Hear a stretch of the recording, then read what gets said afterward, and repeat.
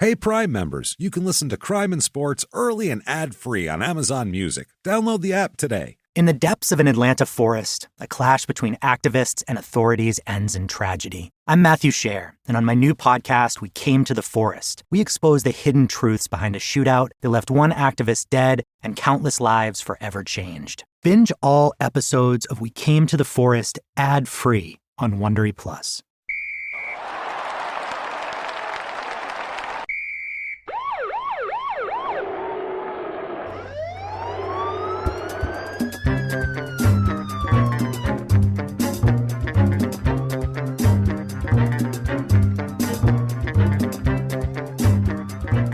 Hello, and welcome back to Crime and Sports. Yay! Yay, Jimmy, you nailed it. You nailed it with your yay. That's the sentiment you should have. Just the right amount of time. Just the right amount of enthusiasm. Yeah. I like it. Thank you, guys. My name is James Pietragallo. I'm here with my co-host. I'm Jimmie Whisman. Can't thank everybody enough out there for joining us this week again. Welcome back. If you're a new listener, welcome aboard. Get on the crazy train because it is about to pull away. And it's going cross country. Let me tell you something. This crazy train is moving. I hope you guys enjoyed last week's episode. Lee Murray, that was by far one of my favorite stories that we've done. What the fuck? I'm still an insane person. I can't believe it. He's crazy. And by the way, guys, I have a Lee Murray tidbit for you guys. Stay tuned to the end of this story that we're going to get into here, our weekly lunatic, for a Lee Murray piece of information that is awesome. I can't wait. It's a little thing, maybe if somebody wants to correspond with him, we'll see. You never know. Terrific. We'll talk about it. But thanks, everybody, also for iTunes reviews this week. Thank you for interacting with us. We really appreciate it. Thanks for being on board. It took up my whole goddamn week. Well, there was so many people. Yeah. So many tweets. Awesome. And I had to, I just did, I feel like a shithead when I see one that's just hanging out there and I don't acknowledge it. So I like being able to talk to people, and there's so much though. It's pretty daunting. It's a daunting task to keep up with. And we want more. Yeah, we love it. Yeah, Just no thank doubt. you guys. Any help? Thank you guys. Thank you for spreading the word. We've had a very good week with listeners and everything, and thank you guys so much. We're going to do a little thing also this week. Right now, we're going to give.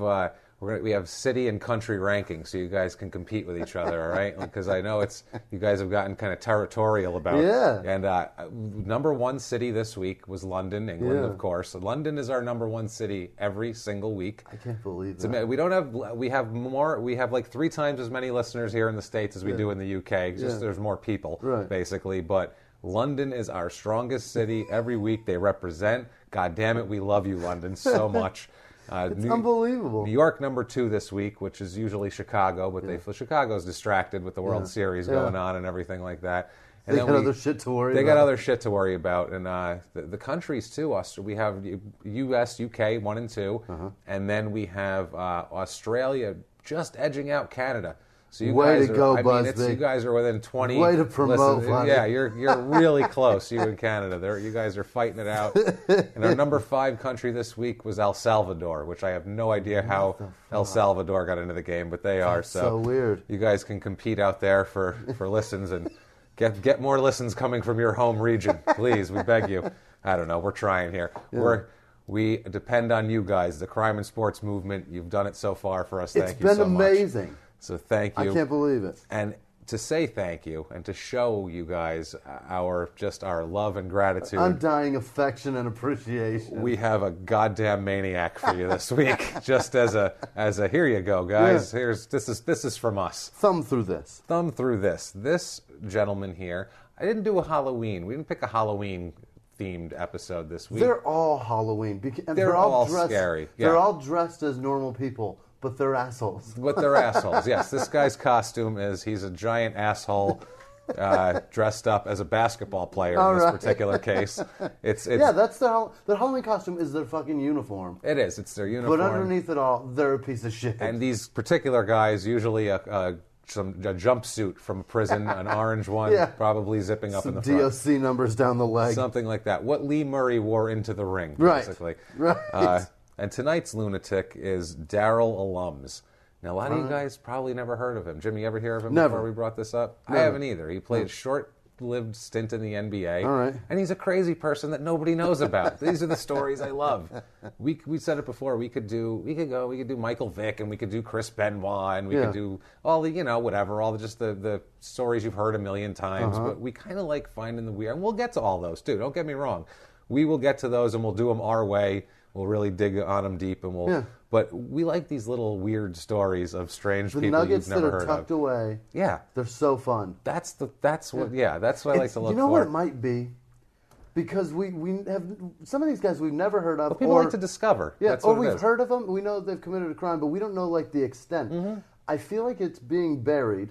And we are the little scumbags with the flashlights shining lights on these assholes. Yeah. We're trying. Yeah. We do our best. We're not journalists. We're comics. Right. You haven't heard about this because the NBA didn't want you to hear about it. I mean, we do all we can. I break my ass. I do as much research as humanly possible with the resources that I'm allotted. I'm not a reporter. I can't go fly around the country me neither. and ask people questions and interview them and that sort of thing. I'm a comedian. If I happen to be where you are, maybe I'll ask somebody. Probably not, though. I'll probably just find the information. I don't really want to get involved that deeply with these people. But let's get into Darrell Allums, a former NBA player. He is Darrell Wilbert Allums. Killer middle name. Say it with bro. me now. Yeah. Junior. He's a junior. Right he is. Joining our Junior Hall of Fame with such winners such as Eddie Johnson and Mel Hall. People like that. Carlton Dodson, I think, was a junior also. These fucking idiots. A ton of juniors, honestly, if I remember. But joining our junior lunacy here. We have done, this is number 40, and I would venture to bet that there's at least 12 or 15. I was going to say at least 25% are juniors, which is insane. It's crazy. Everybody. We'll say it before. We've said it before. We'll say it again. Don't name your kid after yourself. Never. Especially if there is any chance of that kid having even the slightest shred of athletic prowess. Don't name him after yourself. Or the opportunity that you may leave. Yeah, Don't leave that kid wander around the world with your fucking name. He will grow up, get famous, and fuck up and just destroy your goddamn name. So don't do it. Don't do it. And that is your penance. And that's you your deal penance. That. And even if you were good, though, to them, like some of these guys, they had a nice upbringing. They are still disasters, And it's like, good God. You deal with it because you deserve it. Remember poor Stanley Wilson? His poor Bible-reading parents sitting on the couch going, what happened to Stanley? It just hilarious. It's awful. So Stanley, I almost said again. Darrell Allums here. He's born September 12th, 1958. Another Los Angeles kid, just like Stanley a couple weeks ago. That city will ruin you. LA, man. He grows up in Linwood, goes to Linwood High School. Not a lot is known about his early life, childhood. Apparently, he had a stable environment, it seems like. Later on, his mother's still around. She's not on some walkabout like Carlton Dodson's mom or something like that. Force him to go buy crack and She's stuff. not making him buy crack like Keith Wright's mom later on. So he seems to have a normal upbringing. He's the school I saw his yearbook. I found the Linwood yearbook for his senior year, and I saw a picture of the basketball team. And he grows up. He's 6'9" when he graduates. When he goes to college. So he's the center of the team, and he's 18 years old, 6'9". Yeah, and he's this giant black kid, and the other kids are way shorter, and most of them are much whiter. Yeah. So you can tell this is not a basketball powerhouse like inner city school. Is Kevin Bacon their coach? Did he go? Probably. Is this the air up there? He went and snagged him off out of the from plane some fucking somewhere. Kenyan village. Yeah, that's unbelievable. But he actually leads Linwood High School to a 3A championship. I guess that's the level, the 3A high school championship. It depends on how many kids populate your high school. Yeah. That determines how many A's you have, I guess. Yeah. And I only know that because I went to a 5A school. And that's a bigger school. Right, it was a big school. So 3A in Los Angeles means you live kind of out. Right, you're out in the sticks. Yeah, because otherwise they'd cram as many people as they could fucking cram into there.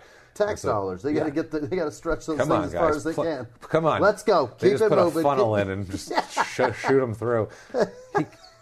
He came into high school as a freshman. He was only 6'1".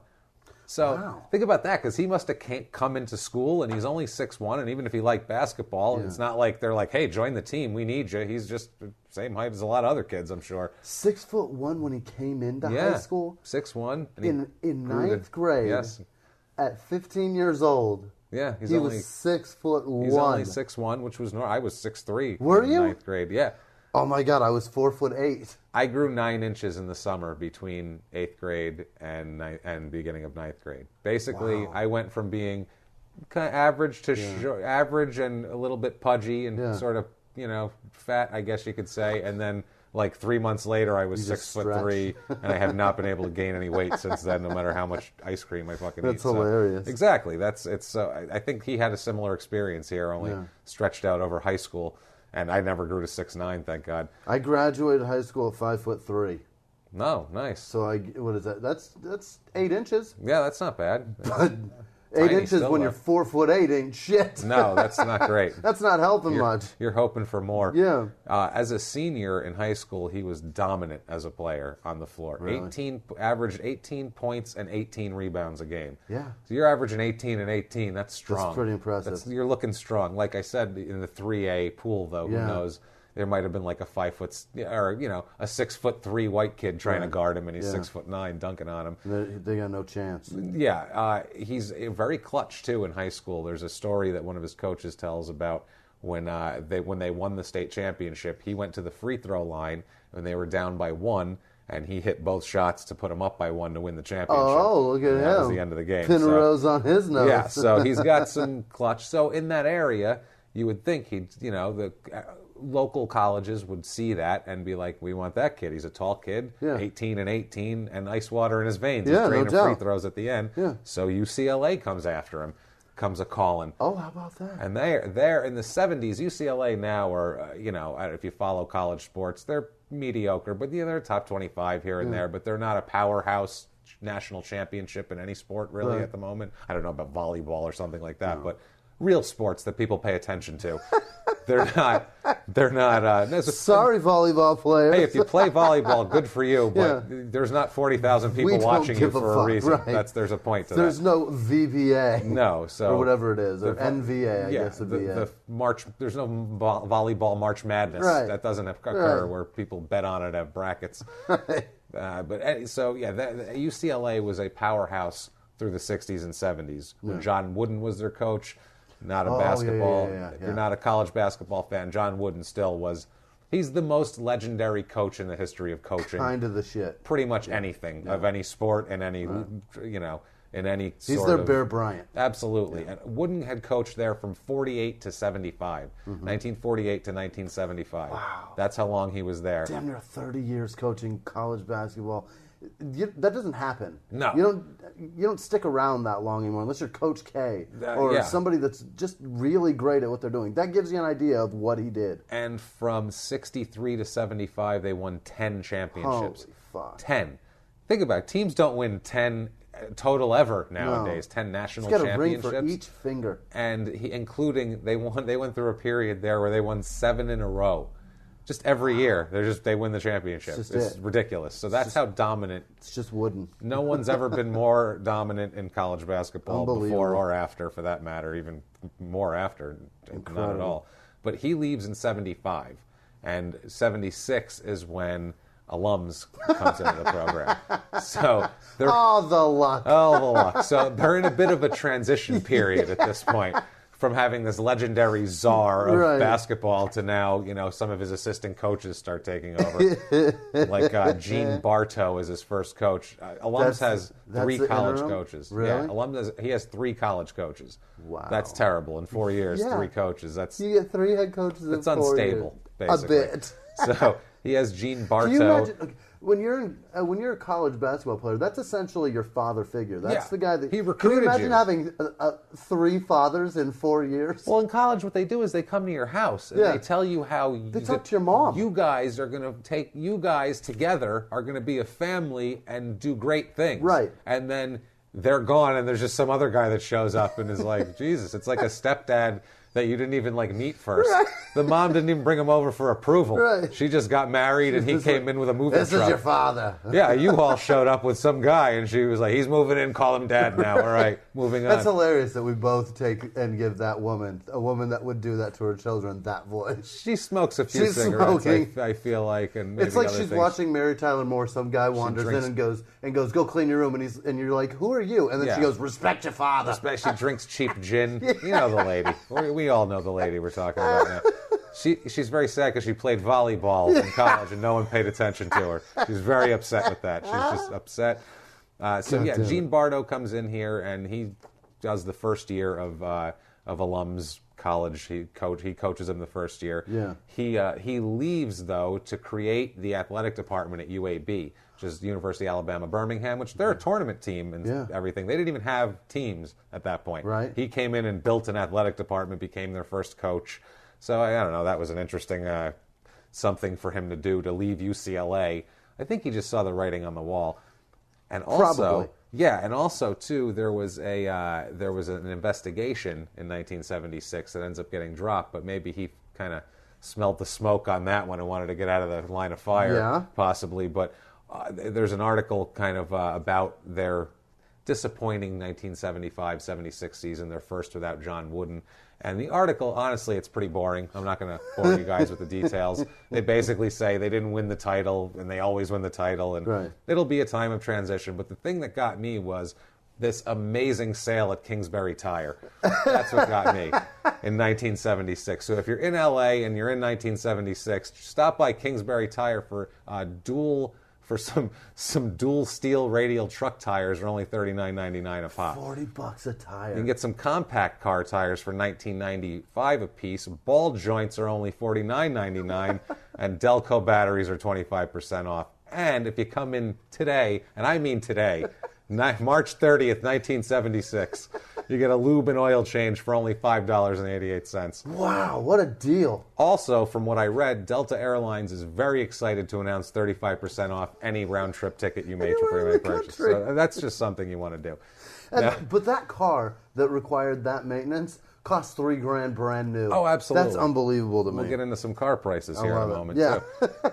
So 1976 here, this is the first time Darrell tries cocaine. Guys, surprise, cocaine's going to be a character in our story this week. Why the fuck? We've had a few of these. Late 70s, early 80s, boy, that was like... I can't get over it. In the 70s, it was like a magic elixir. Yeah. You know? They were like, you snort this. I saw an episode of Taxi a while back. Remember Taxi with Danny DeVito? Right. Okay. I saw an episode of Taxi because I'll sit and watch an old episode of Taxi. Shit, Fuck yeah. So I'm watching an old episode Isn't of it Taxi. crazy how Danny DeVito actually, throughout his life, has gotten better looking? Like, when you look at that show, you're like, is that guy dying? Is he sick? And Danny DeVito, by the way, in Taxi is pretty much what he is in Arrested Development. Always Sunny in Philly. Yeah. Just when he was younger. It's like the Frank character 30 years earlier. With longer hair, same bald spot. It's so bizarre. Yeah. But anyway, back to the coke. I'm watching Taxi, and Lotka gets his grandmother's cookie recipe. Lotka's Andy Kaufman, who played Lotka. He could be that guy. I love him. He basically gets this recipe, and this recipe are these cookies that everyone says taste gross, but they can't stop eating them because they're full of cocaine, right? And on the show, this is like mid-70s, this is like 77, I think this aired. They're like basically everybody's in the crowd is laughing. It's the studio audience is going crazy because they're like, you know, Louis like, well, what's this going to do then? You know, cocaine. And Jim there, Christopher Lloyd, as we all know, he's sitting there and he's like, well, you know, it makes you feel good and it makes you love everybody and it makes you do it. And he starts saying all these like positive things about it because that's all people thought it was back then. That's unbelievable. And everyone's like clapping and no one said like, oh yeah, by the way, there's It'll a lot also of side fuck effects. your whole life up. It will take your life, grab it by the arms, tear them off, and beat you over the head with it. It will draw and quarter your life. That's what it will do.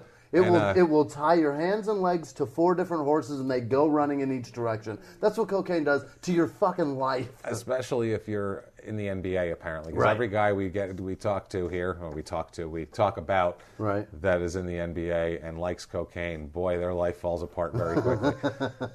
He likes coke right away. Of course obviously. He does. He's really... It spoke to him. It spoke to him. He likes it.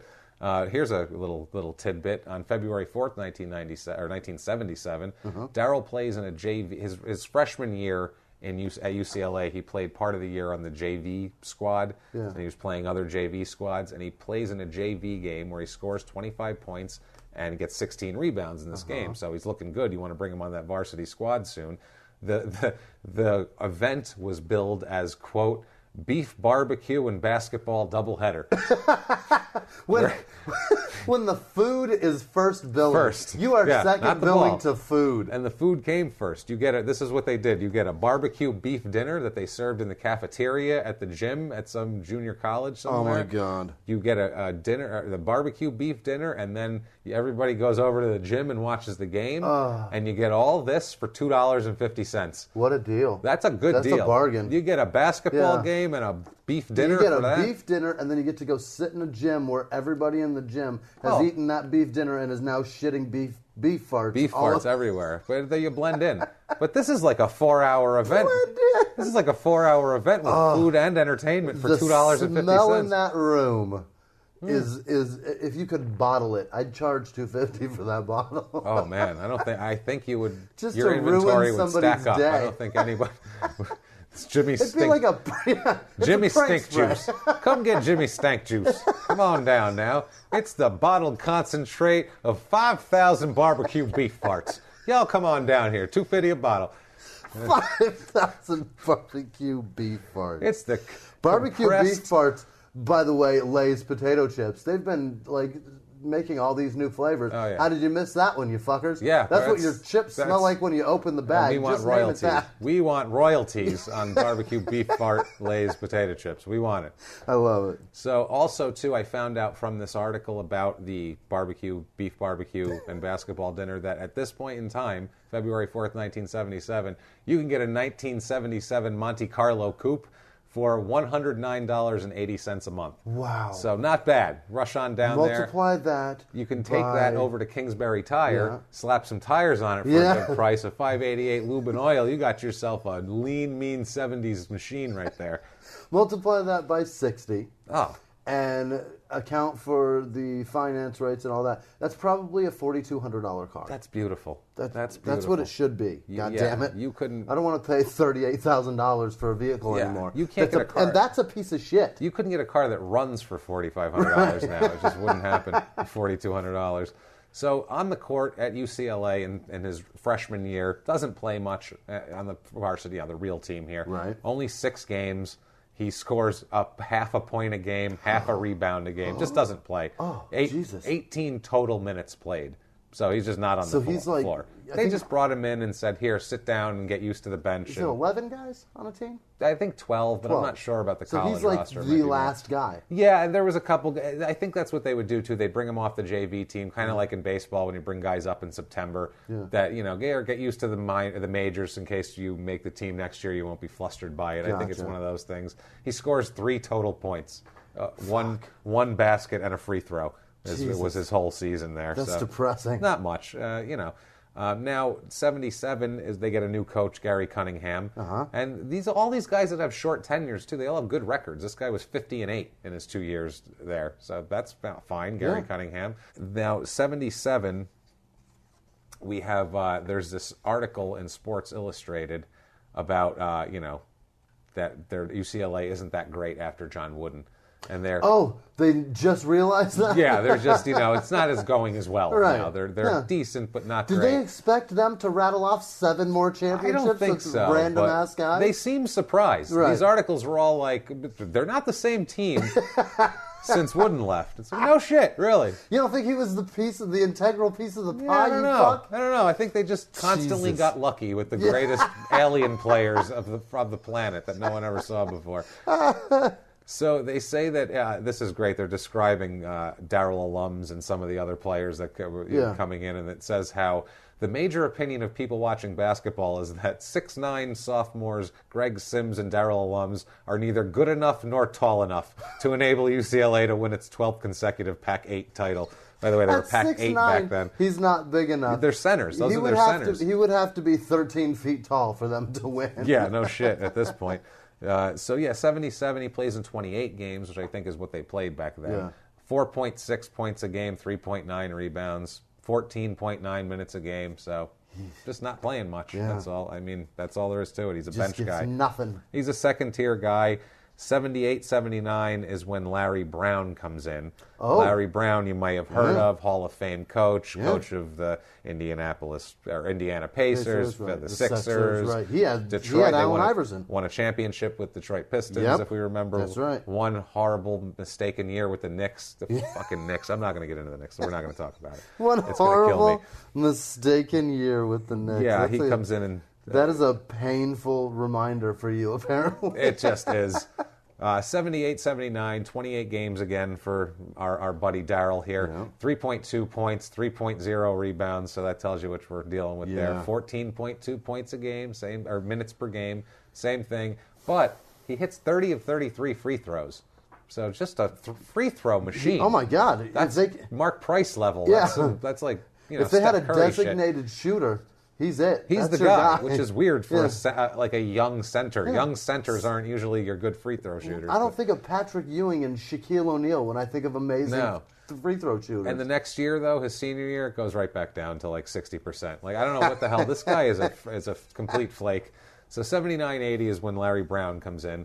He plays in 30 games, Darrell Allums, this season. 4.1 points a game, 3.5 rebounds, 12.3 minutes, 50% free throw or field goal percentage, which is good when he's down that's there. great. He'll put it in and not fuck it up, basically. So good for you on that one. 1980 season, the UCLA team goes 22-10. And I'm talking so much about them because they end up going all the way through the tournament to the championship game. They get to the final game of Really? the NBA tournament. Yeah, which is remarkable because they were only 22-10 in the year. They turned it on late. Allums was not really a part of this at all. He was a bench player, didn't do much. They lose to Louisville in the championship game. This was before they had all the problems that they have now with escorts and prostitutes, and we'll talk about it someday. I guarantee I can't you wait. we will. Them and Baylor, I we'll can't talk. wait. Those Yeah. two have got me riveted. Yeah, absolutely. Also, we're awesome. going to talk a little bit about Alex Fernandez later, but we'll get into that at the end of the show here. We'll get into that. I've got so much. We got a lot to say about that. We both have a lot to say about that. So, in the championship game, Allums only plays in 4 minutes. He plays 4 minutes, has 4 In the points. championship game. In the championship That game. shows you how much they respected his ability. And he's a senior, too. He's a senior, so you think they'd want him. It's his last game he's ever going to Really? play in college. He plays 4 minutes. Not a lot of respect for him there. But they take it as, like, what a great guy he is, too. His mother later on would say, his mother, Claudine Walton, would say, quote, "But Darrell wasn't the type of person to get down. There he was on the bench next to the coach cheering." So he's a team guy still. He's not playing. He's not sitting there sulking. He's not pulling a Scottie Pippen because they called. He's not doing that. He's cheering and going. I'm still going to want the team to win, but still, it's kind of sad. The whole Unbelievably sad. He's sitting on the bench because he's not playing. Obviously, it's his last game in and he's college. just That's the sad part. He's the cheerleader. But he kind of deserved it because he wasn't very good. But Yeah. we'll talk more about this. Now, I talk so much about UCLA because I want to get into a scandal they had while it was going on while Allums was there, and it really came to a head the year after he graduated. It's involving a gentleman named Sam Gilbert. He is the silverest of silver-haired middle-aged white men you could get. He's the definition of it. It's almost like he made it his job description, where he put on his resume, first and foremost, he's like, facilitate athletes' fuckery, enable them, do Score Coke. do everything I can to society's detriment and my personal gain. That's what he basically does. He's a UCLA booster and general asshole. He's one of these guys who went to the school and hangs around and thinks it's his personal fucking duty to make things happen and give players things. And he wants to win, basically. He has a closet full of UCLA shirts. He has like 3 guys that he is like business partners with that went to USC that he wants to talk shit to. Yeah. And that's what that's what rich guys do. He And has toilet paper Yeah. in his bathroom with USC's logo on it. He has UCLA shirts and hats and fucking visors. He has a visor. That's a man that wears a visor. Oh, absolutely. They measure dick size and how many wins the college football team had the year before. betcha. So that's what this is, and that's exactly who this guy is. He didn't even graduate from UCLA. He went there, never actually graduated. Awesome. In the 60s, early 60s, he makes a fortune, or I'm sorry, in the 40s, makes a fortune as a contractor back then, which means that people's legs got broken, as we've discussed in the past. That's contracting back then. in any major It didn't metropolitan mean area. put toilets in for people. Yeah, you had some connections to some bad people. Started hanging around the Bruins and the UCLA team in the early 60s, giving out apples and oranges to the players. Like he's some kind of fucking team mom on a kid's soccer team or something. Here's your orange wedges. Who's got oranges this week? Who's got the oranges and the apples? Oh, it's Sam. It's Sam. Whose dad are you? Oh, nobody's. Nobody's. Here. I got Just some take apples for you. Yeah, I went to the school. Come on, guys, win. I got to show my dick's bigger than my buddy over here. Come on. So that's who this guy is. Take your vitamin C. Unreal, man. Did he take them out for pizza afterwards also? no He said, doubt. come on, guys, we're going out. Pizza and ice cream Only on me. one topping. Come on, guys. I'm not made of money here. I didn't make that much of a fortune in contracting. My mob connections aren't that They great. only go so deep. So deep. This is how silver-haired this man is. Yeah. He is known to the players as Papa Sam. Oh my God! Are How you serious? silver-haired, middle-aged Doesn't asshole get can any you better get? than that. Papa Sam. His nickname Wow. is Papa. Papa Sam. That's awesome. He's in the fabric of the program all through the 60s and 70s when Wooden was there. Now John Wooden is supposed to be the pillar of upstanding. He's supposed to be like Cal Ripken, basically. Or George Washington. I don't know. Whoever your country's Cal version of Ripken an is a good upstanding one. Yeah. person is. You know what Cal I mean? Ripken's about as solid as it comes. I don't He's like a Cal solid- Ripken, but fine. You know, yeah, you can hate me for not liking he Cal can eat Ripken. shit. I'm a Yankee fan. I'm just sick of hearing it, and he's not half the fucking... I don't care about... Sorry, we're going to take a sidetrack here. You want to talk about consecutive games played in a row? That's fine. Don't act like that was more impressive than what Lou fucking Gehrig did, because when Cal Ripken did it, not only did he have goddamn airplanes, he wasn't riding on fucking trains from city to city, playing fucking day games. Play some day games, Cal. See about that. Not playing at 7:30 when you have time to get therapy all day. Play at 105, motherfucker. And by the way, in the 20s and 30s, what the fuck is therapy? There is none. There's no therapy is tape, and here's a beer and a pack of Luckies. Smoke up, Lou. There you go. You're feeling better? Those muscles starting to ache. What's wrong with you? Oh, you died. Cal Ripken's still fucking walking around. He's fine. He wasn't dying when he was playing, was he? No, Lou Gehrig was. Lou Gehrig had to walk away because of it. Right. Cal Ripken couldn't... Okay, I'm done with Cal Ripken. I hope you can love Cal all you Ripken want. gets ALS. I think it would be very fitting. It would be very fitting. Very fitting.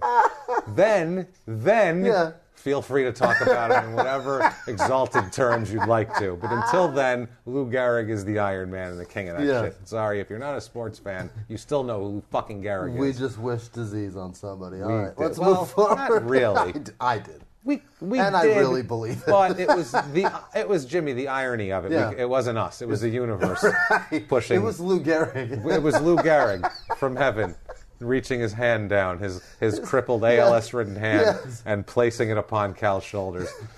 You want my record? Fine. You also get my burden. Here, my friend.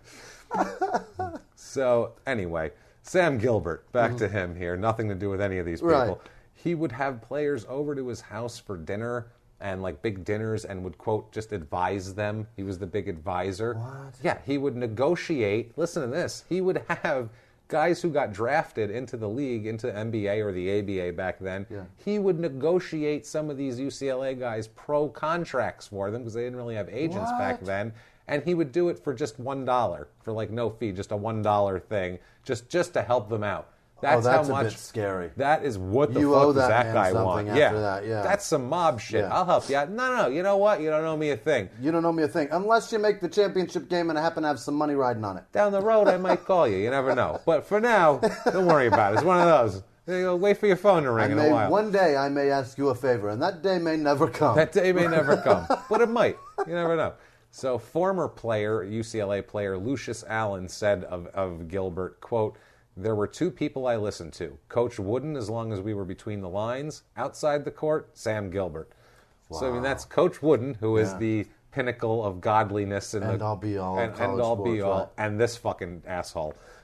And this orange-wielding Papa douchebag. Sam with an orange wedge. Papa Sam with a basket full of oranges, flinging them to the 7-foot-tall people. Like they're like, we have food. They feed us here at the college. So unbelievable. We just played in a barbecue brisket steakhouse fucking Yeah, weren't you there? There was tons of there barbecue was so much beef. food. Oh, barbecue beef farts. You open the door, it poured out like Cheech and Chong, smoking in a Cheech and Chong car. I'm telling Everybody you. clam bacon asshole Unbelievable. smoke.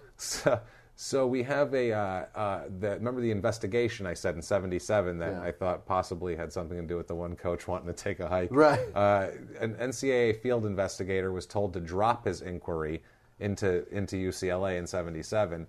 And personally, now that we kind of know behind the scenes how things work, I think it's pretty clear that they said, hey, asshole, if you find out they've been corrupt for the last 20 years, then our last 7 in a row champions, 10 out of our last 12 championships, that's all tainted. Yeah. That's all tainted. We all look like shit. Right. It all looks like ill-gotten gains. Let's just say that John Wooden's a god and everything's fine, and he's not a silver-haired middle-aged white man, and he's not doing anything. It's fine. And the investigator said, quote, if I had spent a month in Los Angeles, I could have put them on indefinite suspension. So he was confident. Wow. You know, he hears shit, and he knew of the fuckery that was happening. Pretty obvious. Yeah, and including this fuckery here, who found it was the LA Times. They found it all later. They did a lot of good reporting here. That these are journalists I like in this case here. They did an investigation piece interviewing dozens and dozens of program and former program people about Sam Gilbert and the whole culture there and what they were up to. Uncovered a ton of improprieties, including they called Gilbert in the article, quote, a one-man clearinghouse who enabled players and their families to receive goods and services, usually at big discounts, sometimes at no cost. That is the definition, babe. That's the silver-haired, middle-aged white man charter right there. That's the charter. That's the one. They said he laid it down. Because we had the guy last week that was perfect, too, or 2 weeks ago. This is right there. So good. It said even during the Wooden era, because this is from the mid-'60s when he came around with his basket, Johnny Appleseed over here. Papa Sammy Appleseed over here flinging fucking apples out. Said that even during the Wooden era, Gilbert helped players get cars, clothes, airline tickets, and low prices for UCLA season tickets for, friends and buddies. And they missed a key one that I guarantee is in there is Girls and Coke. Also, co-signed for at least one player's car, and here's the kicker, or even arranged for players' girlfriends to have abortions. Boom! He set up abortion. That's awesome. A basket of apples under one arm and a basket of coat hangers under the other. What the fuck is going on in UCLA? That's awesome. Gee, wonder why they didn't want this to come out with their, exalted godlike coach and all their championships. They have literally an abortion fixer over here. He's an abortion manager. He's a monster. He's a monster. He's really like, what do you need, a car, that, this girl, she's in trouble, it's all right. Drop her off at my house, I'll take her over to the place. Responsible for basketball seed genocide. That's awesome. Whatever. If a girl wants to do what she wants to do, that's her fucking business. Please. I don't care if you're against it for it. No. We're not getting into that with you guys. We don't care. He probably saved a bunch of lives in the process of taking all those. With these psychopaths, a bunch of juniors running around, we don't want that. But this psychopath probably talking girls into it, and forcing them, and things like that, which is what I see, I got my girl pregnant, and he would go, that's all right, I'll talk to her, and he'd go, listen, honey, you don't want to ruin your life, do you? You're a pretty girl. Right. You're a pretty girl. Get your whole life ahead of you. This guy's not going to marry. You don't want that. Why don't you're going to ruin yourself. Nobody's going to want you. That's what he probably did back the 60s? then. Hell that would fucking work on him. That's insane. You know what happens to your psychopath, Jesus Christ. He's showing him the miracle of childbirth. It's going to look like a wave after it crashes. Don't do it. You don't want to do it. Here, have an apple. Have an apple. Tell you what, why he had the oranges. He needed to get their strength up after their forced abortion. Jesus Christ, this Sam Gilbert guy's an asshole. Him I don't like hate at all. him. So John Wooden here, they got a quote from Wooden about this, and he's so waffling. He has a quote in a minute that's going to be infuriating. I always thought he was a great guy, and now I'm just like, I heard this quote, and I'm like, oh no. Not this one, but later. He says here, quote, maybe I had tunnel vision. I still don't think he's had any great impact on the basketball program, talking about Gilbert. I think maybe he's had some impact. Quite a bit. In December, enough impact to where in December 1981, the NCAA cited UCLA with 9 infractions, gave them 2 years probation, a 1-year tournament ban, and they had to vacate their 80 season. So, that is steeper than the Penn State penalties. Yeah, for a lifetime of kid diddling. Right. This is worse. Right. This is worse. 40 years of kid fucking, and this guy... They took away the year before when Allums was in the final. They're not in the final now. That's like official NCAA record. They aren't there. They vacate all their tournament wins. The 5 that led up to the final game aren't theirs anymore. I don't know how. That's the stupidest thing I ever heard of. They take wins away from you. Right, because they don't give it to the other people. And the other people wouldn't want it. If you gave it to them, they'd be like, no, we lost that fucking game. No, we'll win a game, and then you can give us that win. And then you can give us a cheap trophy. win. We don't want anything outside of that. Absolutely. So, yeah, they're on probation there and whatever. An LA Times reporter, Alan Greenberg, said, quote, Wooden knew about Gilbert. He knew the players that were close to Gilbert. He knew they looked to Gilbert for advice. Maybe he knew more. He should have known much more. If he didn't, it was only because he apparently chose not to look. So he's saying, fuck you, John Wooden, basically. Yeah. And here... John Wooden is Joe Paterno. And well, exactly. Like, he didn't do it himself, but if things were happening that were helping him inadvertently, it's fine. The middle-aged white man credo. If I can fuck everybody in society over, but it makes me win by 3 points, I see them all sitting in a circle in black cloaks. Oh, absolutely. Saying that in the middle of the night. Oh, my God. With, like, chicken blood. Him and Pete Rozelle and, like, all the different coaches throughout the year. Coach Pagone from Lawrence If anything Phillips. happens that benefits us, we saw nothing. It's okay. Yes. I'm telling you, they are.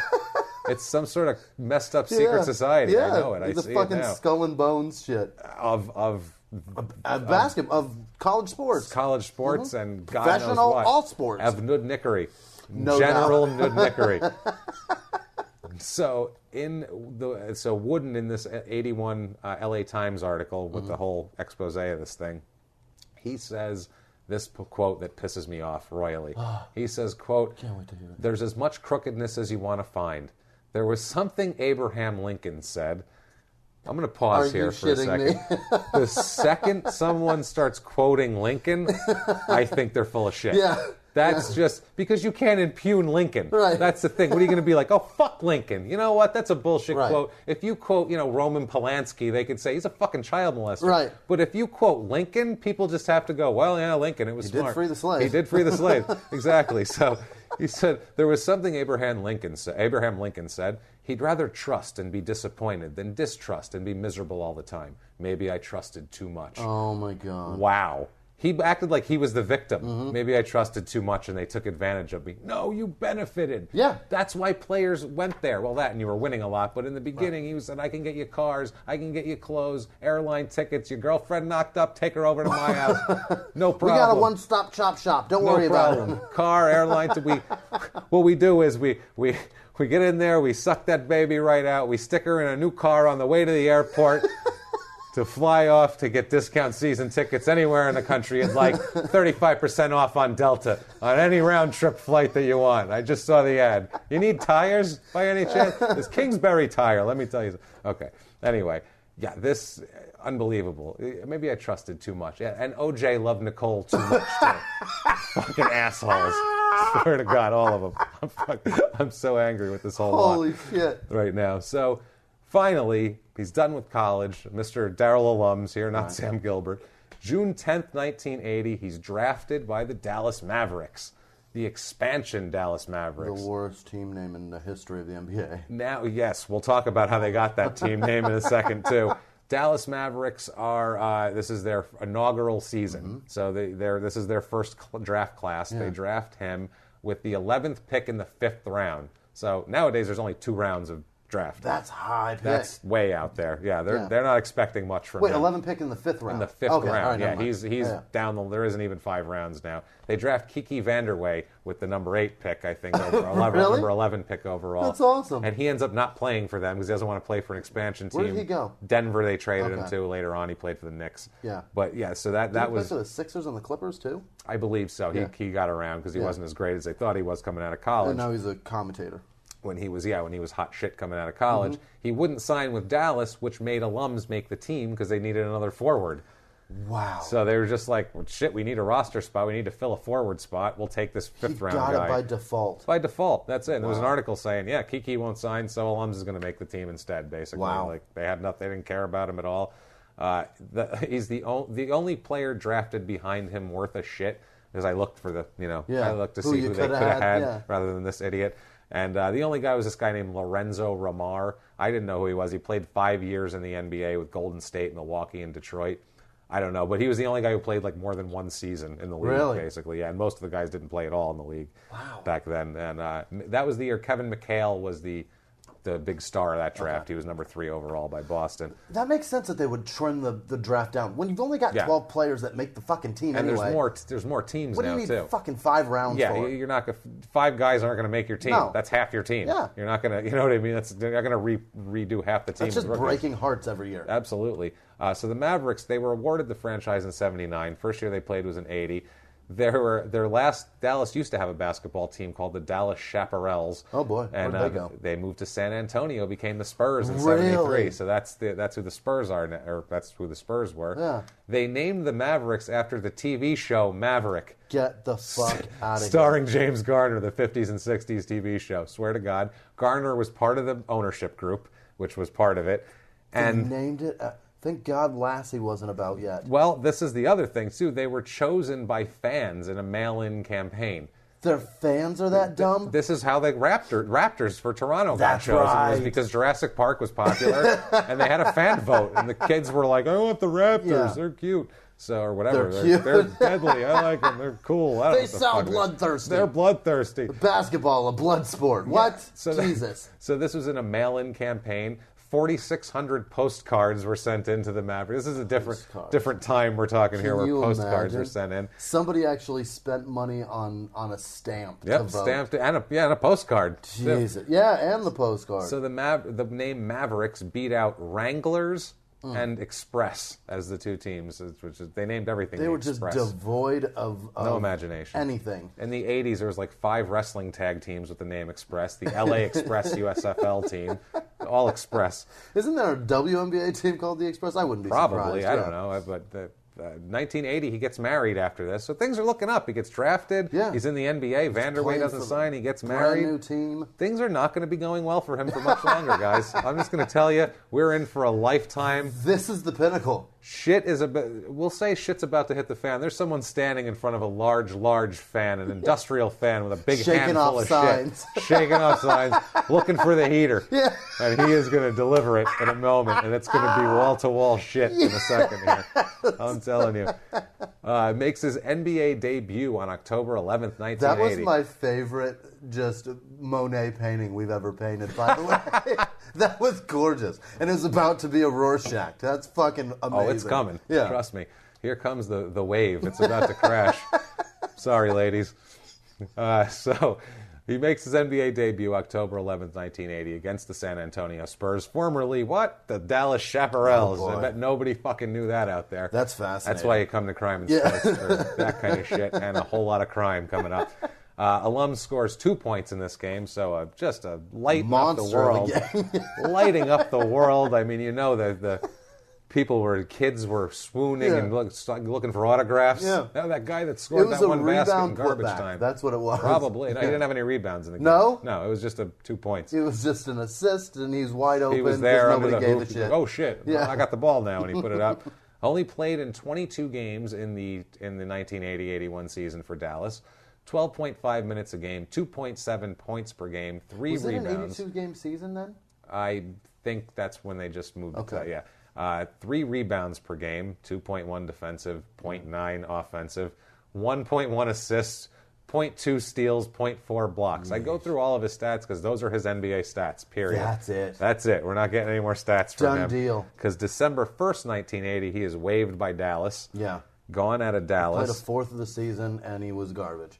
That's basically what happened. Yeah, that's all he did. So he ends up now, for some reason, while looking all this shit up, there's a site called landofbasketball.com, and for some reason, one of their posts was a side-by-side comparison of Allums with NBA Hall of Famer Elgin Baylor. What? And I'm like, why are you comparing these two? And the comparison was ridiculous because it's like 14 seasons total to 1 season total, 12 playoffs to 0, 11 All-Stars to 0, 27.4 or 0.4 points per game to 2.7 points per game. Why would they do that? Like, who the fuck is comparing these two people? Why is that on the internet anywhere? None. Delete that page. It's the stupidest thing I ever saw. I should have contacted the site administrator.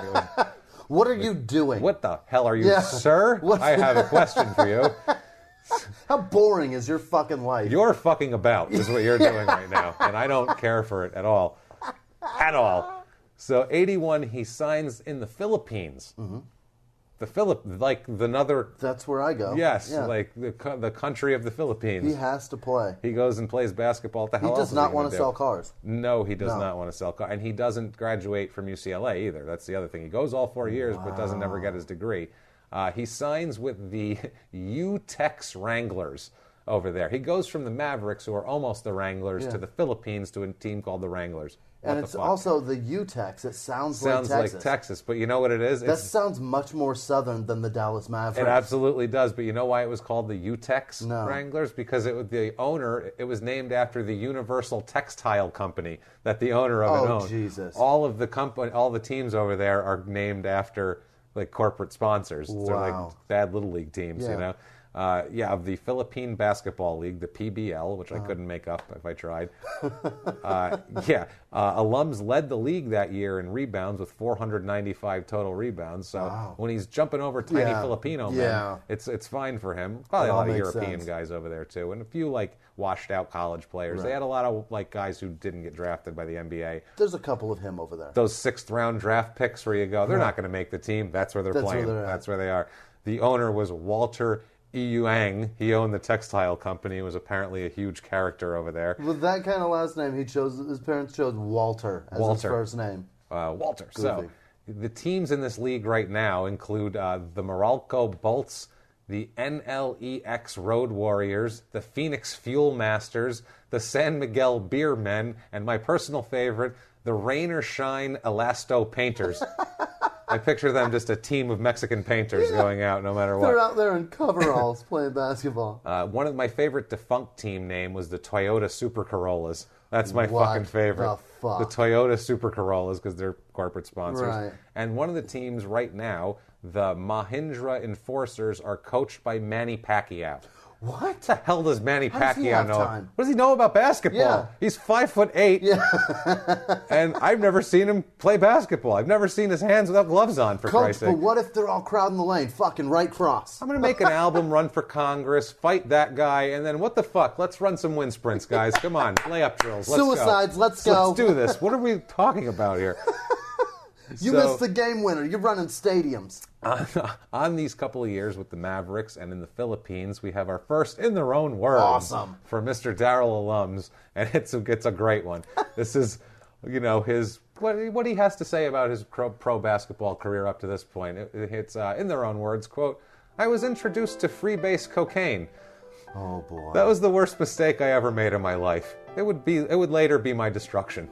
Yeah. And it would. Yeah. And it will. It's not even later. It's very quickly. You should have known that right away. Yeah. 82, he leaves the Philippines and signs with a club team in Puli, I don't know, Switzerland. Mm-hmm. He goes and plays in Switzerland, signs a 2-year deal over there because he was ripping it up and led the league in rebounds over there in the Philippines. Right. So they sign him in Switzerland, 2-year deal, plays over there for about 18 months. Does really well. Mm-hmm. He's clean at this point, too. He later on says this was a clean period. I don't know if you just couldn't get cocaine. I don't know how much crack they had in Switzerland in the early 80s. Right. You know what I mean? So how many freebasers there were over there. So halfway through his second season over there in 83, tears up a bunch of ligaments in his right knee. Oh, no. Back then, you couldn't just fix a knee like you can do now in 1983. So he's done. Can't play ball anymore. He's injured. He has to come home, retire. The team is paying him for another 6 months, so that's a good thing. They don't even do any surgery just to fix it. They just tell him, get the fuck out of here. I think they might have did some kind of surgery, but they were not enough to where he could play anymore. And he was marginal anyway. Yeah. So you take some spring out of his step, and back then a knee surgery would knock Take you down. all the spring out Yeah, of it would the knock step. you down Yeah. some. That would, you'd lose a step, guys. That's all your springs. They're all gone. Look at Mickey Mantle. He Yeah. was a base stealer, and then he hurt his knee when his rookie year, and then he wasn't a base stealer That's anymore. it, yeah. It was the end of the deal there. So on overseas playing, we have a nice, in their own words, and this is him at his nicest here. Yeah. This is a well thought out statement that he wanted to represent him well in the public. This is non-crack right Yeah. here. He's not on crack when he makes this statement. This is a non-clouded statement. Yep, they asked him how he liked playing in Switzerland, and he said, quote, in their own words, quote, I enjoyed it immensely. It was an opportunity to travel abroad and see another culture. The basketball was competitive, and you were appreciated for your talent. Oh. That's just, what a good guy, Yeah, right? they gave That's a shit about smart PR. That's a smart PR statement right there. Anybody would think so. Now, 83, 84, he moves back to Los Angeles and is forced to take a job, as this is after 6 months when the team's money runs out and he starts to can't get wait to broke. hear this. He takes a job in the mailroom of a Los Angeles appliance manufacturer. Because he didn't have a degree He's either. the Maytag man. Not even. He works in the mailroom. Yeah. They don't even trust him with the washing Yeah. machine. They don't even trust him going out to fix a flywheel. He's got to stay in. Yeah, he gets the Maytag man's mail.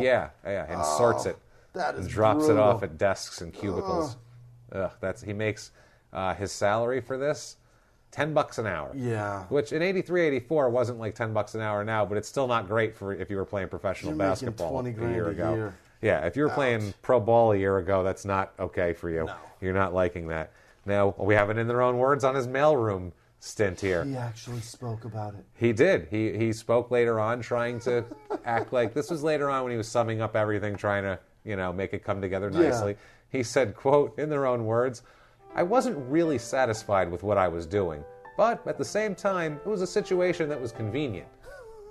Was it on his fucking bus route or something? What is? Right. Do you not have a 7-year-old Jaguar like Stanley Wilson that he could get It to was place to close place by. with? It was close by. They don't drug test. That's a plus. I like that.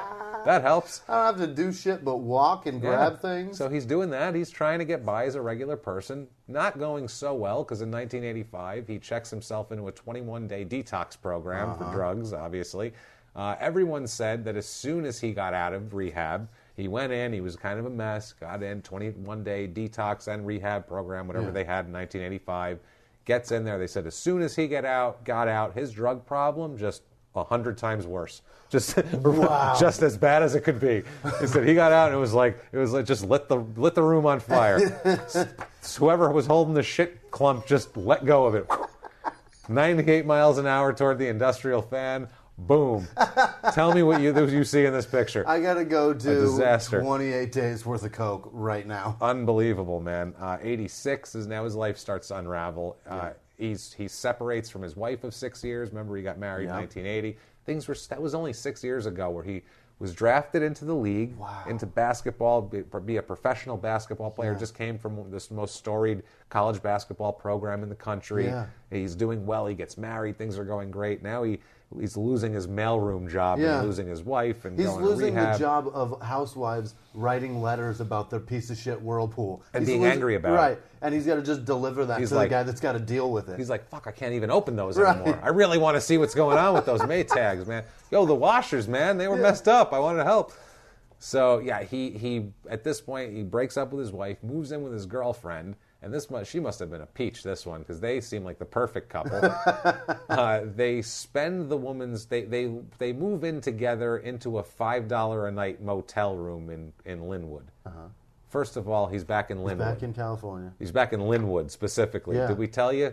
Guys, Right back home. Right back to Junior, the scene of the crime. don't move back home. Never No. go back to your hometown. No. Go somewhere where you don't know anyone, live in the street. It's Stay better. away from familiar shit. It's better than moving back home because you will get in trouble. He moves back, $5 a night hotel, which is odd because they say that they spent the woman's, and they quote it as saying a substantial bank account that she had on drugs.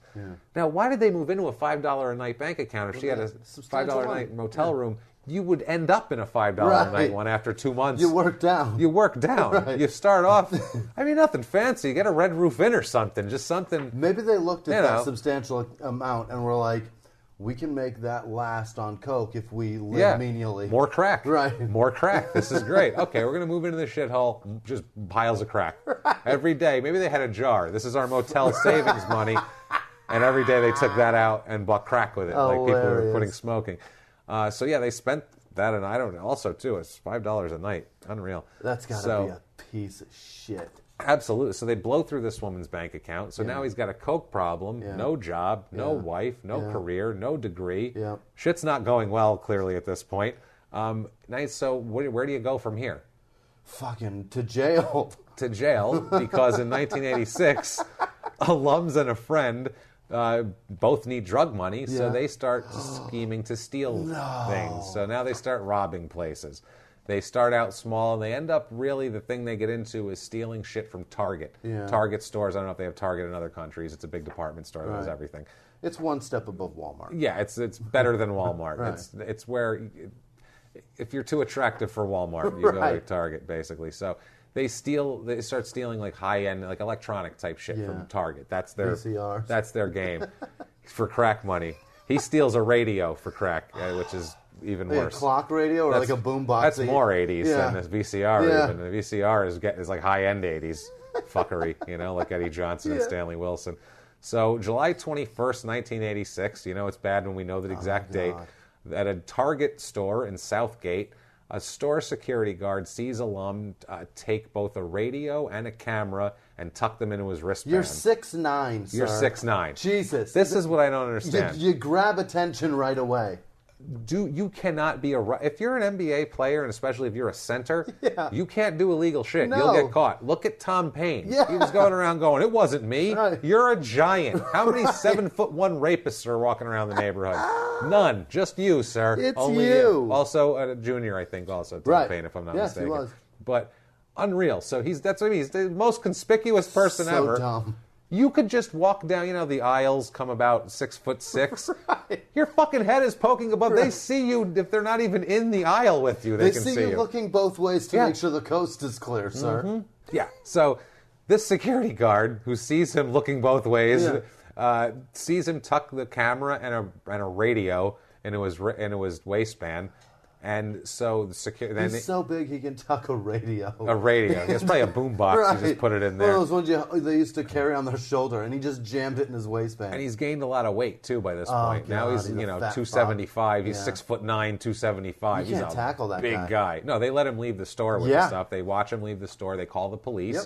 The police were able to find him pretty easily in the neighborhood because he's the only guy who's 6'9" walking around. He's the guy that's the size of a refrigerator. Yeah, whatever shirt he had on, he's got a red shirt. He's 6'9". He'll be the only guy out there that's 6'9". You shouldn't have too much trouble finding him. He's enormous. Can't miss him, especially back then. Right. So 1986 robbery, this particular one from the Target, the police pick him up. He ends up pleading guilty to burglary on this. So he's smart, at least he pleads. Burglary. They got him on burglary, because I guess he was intending to go do it. But they didn't have shoplifting back then? I don't know. That's fascinating. But that's what he interesting pleads charge. to. So maybe that was a compromise between robbery and, you know what I mean? And some misdemeanor thing. Yeah. They said, how about burglary, right in the middle? Yep. So he spends 53 days in county jail for this, which, that's nothing to... That's something. In county, 53 that's days, that's over a month. That's almost 2 months in county. That's nothing compared Just so you know, overseas, county is a shithole. That's where you sit and wait on your sentence for prison if you did something really bad. And it's where you go for like a longer bid like this when you do something stupid like this. He spends a lot more time there later on. We'll get into that. But he spends that time. He's placed on 3 years probation in 1986. And he has to submit to regular drug tests. Mm-hmm. He's got to stay clean, Jimmy. He's going to stay. He's good now, right? I believe in him. He's good now. He stole some shit, the radio. He's fine. He's not fucking about. He's ready to do his thing. Within the first 6 months of probation, he fails 4 drug tests. In 6 months? 4 drug tests positive for cocaine between late 86 and early 87. Every 45 days he's taking a drug test. Every month. And he's failing. And he's failing. Yeah, he's failing 4 times already. So the night after his 4th positive 60%, test... 60% of his drug tests are dirty. Unreal, right? What an idiot. This guy gets dumber and dumber and dumber. He hasn't even... We haven't even scraped this dumb surface. If you don't believe that drugs kill brain cells, please pay attention. He's fucking stupid. He's stupid. So the night after his 4th positive test, he is out driving. First of all, how is he out? Yeah. He's on probation. What It's his the fourth fuck? test. Put this fucking idiot in jail Put him already. in prison. So anyway, he's driving through Inglewood. He ends up on 99th Street is where this whole thing happened. He pulls his car over to a curb where there's some guys hanging out, tries to asks for two $20 crack rocks from the guy. He's trying to buy some crack. The guy gets him the crack, obviously, because that's what he does. He's on the whatever. He hands him Allums the crack.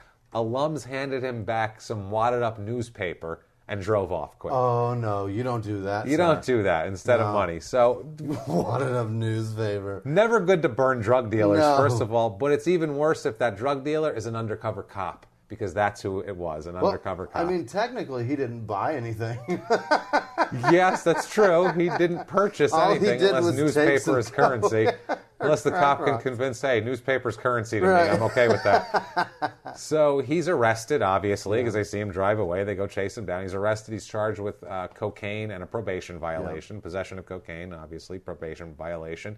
He is released on his own recognizance, which I don't know why. He can't pass a goddamn piss test. I don't know why you're going to put him back into the world. Hearing date set for April 1987.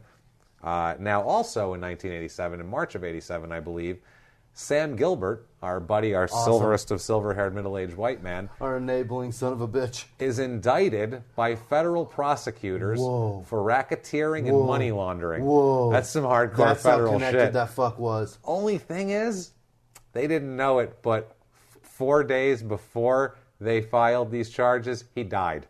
So he never had to face shit. Wow. He went through his whole life, didn't even know they charged him. He died peacefully. They charged him when we're finally going to get this prick. Yeah.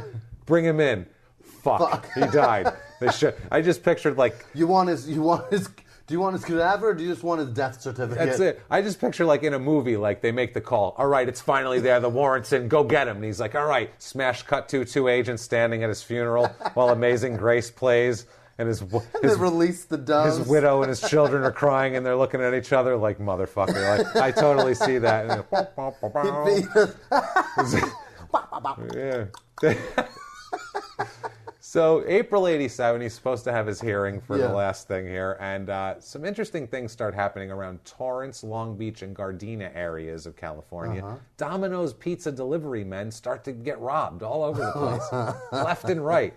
Was it by a 6'9", 270-pound dude? It's weird because in each case, a man calls the Domino's pizza at all different locations and orders the same thing, a small pizza and a 6-pack of soda. That's his order. Same order every single time. When the driver would arrive at the address, no one would be at home at the address, or it would be a vacant house, and they would instead be accosted and intercepted by a, quote, very tall robber with either a knife or a screwdriver, depending on the day. I don't know. He had to hawk his knife for crack sometimes, and he'd get a hold of the screwdriver. Break into a fucking mechanic's locker or something. Yeah, so you figure that might happen once or twice, right? Yeah. How about 13 times over the next 2 months? Wow. 13 He's got a racket times going. this is happening. He figured something out. He's like, this is what he does for a living. This is the smartest thing he's done. He's like, in fuck it, terms this of is my job. He's like, it's 9 o'clock, shit, let me call done. Yeah, I need a small pizza and a 6-pack of soda. All right, honey, I'll be back later. And At he kisses some her and point- gets his lunchbox and goes. This is before email and corporate communications, obviously. Yeah. Because if you're a Domino's delivery driver, you should know, by the way, small pizza 6-pack. Don't deliver that. Don't deliver that, or call the cops and have them escort you Or bring to that one. 3 guys with you if you're going to do it. So this happens that many times. The messed up thing is he would take their money pouch that they kept and the soda, but not the pizza. Oh, Jesus. He'd take the soda. He'd say, give me your money and I want that 6-pack of soda. 6-pack of Pepsi. I don't want the pizza. Is he lactose intolerant or what? He's got a gluten allergy. He's got a little gluten allergy. He's a little uncomfortable. I just get upset down there. I don't want it. It gives me some acid reflux, but I'll take that Sprite. Yeah, so that's 13 robberies happen, and now in June 1987, a 14th is attempted. A Gardena Domino's delivery driver is robbed. That was the 13th robbery. He's robbed. His name's Anthony LeBlanc. And a few nights later, somebody calls that Domino's and just orders a small pizza. Not the 6-pack, just a small pizza to be delivered. LeBlanc, the delivery driver, recognizes the voice on the phone because he's not an idiot. Because you recognize the voice of the guy that robbed you, the giant monster who robbed you with a screwdriver. So he recognized him as the same voice of the guy who robbed him 3 days ago and said... 3 days later, he tries it again at the same Domino's. Same guy. Same guy. And the same driver answered. And the driver answers the phone and takes the order, too. And the problem is, he can't just... He's not sure. He's what if it's just some guy who sounds alike, and he orders a small pizza, and he's like, fuck you, man, I'm going to call the cops. And he's like, what the fuck? He calls and complains to his manager. LeBlanc's getting fired at that point. So he's got to, feel it out. Unless Allums has the voice of, a recognizable, Christopher Walken. Something like that, yeah. I would like a pizza, and he's very... So give me a pizza. I don't do it. I don't do it with Christopher Walken. I tried very hard there. I'm terrible and then at the second I said give me, impressions. I was like, don't do that. Yeah, let's cut this off right now. Fucking abort. No, let's abort. Where's Sam Gilbert? We need an abortion now. Sam Gilbert to Somebody abort this needs Christopher to abort Walken impression. That would be something he'd be good at. So LeBlanc takes another employee with him to the address to scope it out. He says, come with me, let's go scope it out. We won't pull right up. We'll kind of hang out down the street and scope it out like we're Omar on The Wire here. And so, they pull up to the address and they see the same man who robbed LeBlanc sitting outside the address in a Datsun 280Z, just sitting out there waiting all cracked out. He's got a car. He's got a car. Yeah, It's a fun car, too. It's probably his Jaguar, basically. He still had it from back then. They call the police. And, they call the police, say the guy's in this car, whatever. The car is, of course, traced back to Allums because it's his fucking car that he takes to do a robbery because he's not very bright. And on June 22nd, 1987, he's arrested for 14 robberies of Domino's delivery drivers and held in county jail in lieu of $100,000 bail. So they're not messing around at this point. $100K bail they want now. He's charged with all of them. And so at this point, okay, Jimmie, I'm going to ask you. And listeners, everybody, crime and sports movement guys. Hold on, before you get to this. Yeah.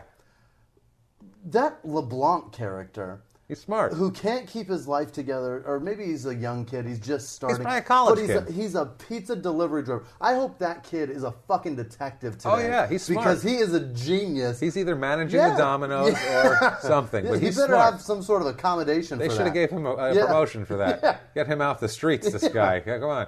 So what do you do at this point, Jimmie? And anybody out there listening, you've been arrested. Mm-hmm. You're in jail. You're facing serious charges. 14 basically charges of strong-arming money from delivery. This is a serious charge. We're looking at prison time. You're in a lot of trouble. You're in a lot of trouble. What's the first thing you do? Cocaine. Well, no. You're in jail. There's no cocaine.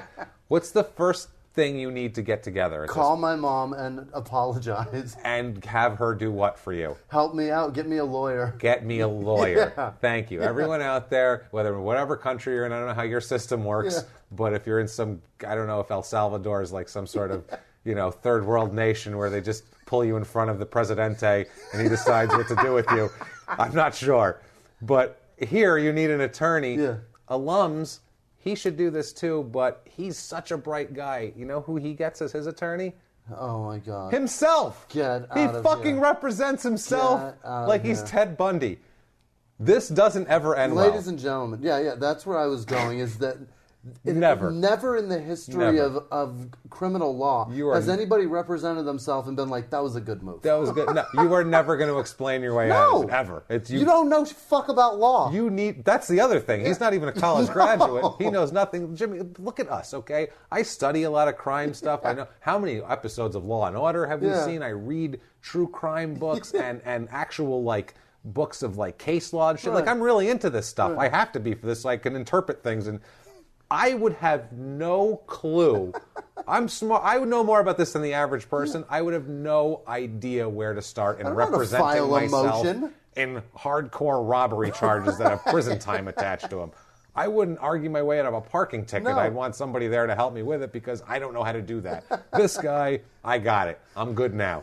No problem. I'm finding the best lawyer that I can afford. You know That's what? It is. I'm in jail. I can't smoke crack. Got a lot of time on my hands. I'm going to do this. I'm going to start reading books. He conducts months of pretrial discoveries. He's a complete pain in the ass about it, too. Oh, Issues dozens and dozens of subpoenas for police reports and robbery investigations for all this shit. He actually is a real pest and a pain in the ass. If he had focused this kind of attention to basketball, maybe he'd have fucking stuck around. When he was at UCLA, he maybe could have done something with that. Well, they have one of the best medical centers in the country. Well, he contends that after researching all of these reports, he contends that it couldn't have been him, that did the robberies because there's still robberies going on and he's in jail. They didn't accuse you of being a Batman villain that was causing all the crime in the city. Just those ones. There are no more Pizza Huts and Domino's being robbed, sir. No more giant people with screwdrivers are robbing drivers. But Costing he was like, a guy with a small pizza and a 6-pack of Sprite. Unreal. They weren't charging you with all of the crime, just 14 of them. That's it.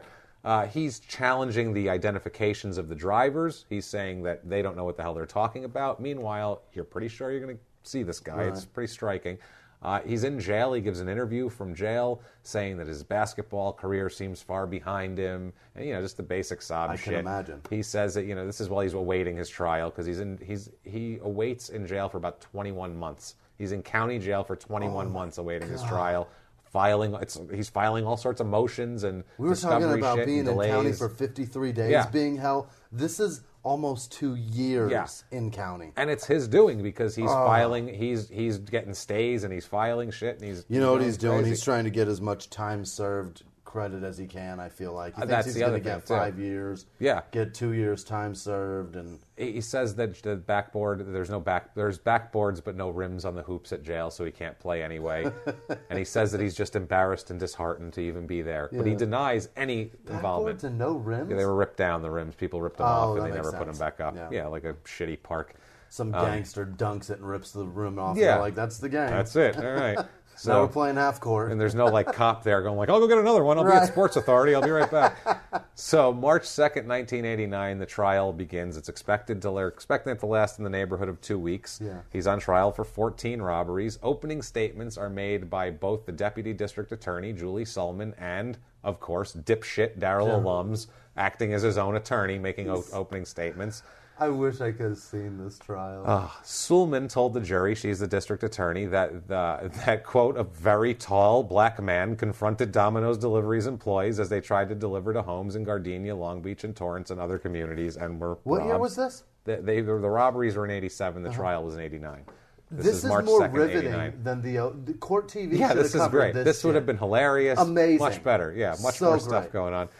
Sulman said that he would take the driver's cash pouches, like we said, usually leave the pizza. I think once or twice he took the pizza. Must have been real hungry. Yeah. Or he said, hey, I'm going to go out. You want anything? And they said, pick up some pizza. And he went, no problem. Yeah, I can handle that. I got that. Don't worry about it. So Allums now is alleging he is the victim of both faulty identifications by the delivery men and, on top of that, moreover, even more, a vindictive police investigator, quote unquote. They've got a vendetta against you. Against you, a dipshit. So he had, in his opening statement, here's an in their own words from his. This is our first in their own words from an opening statement because they thought they were a fucking lawyer. No one else we've done some dumb people. Yeah. No one else was dumb enough to act as their own attorney. That's a great point. Even Superfly Snuka knew to dummy up, shut the fuck up, and let Vince McMahon handle it. You talk. You take care of this.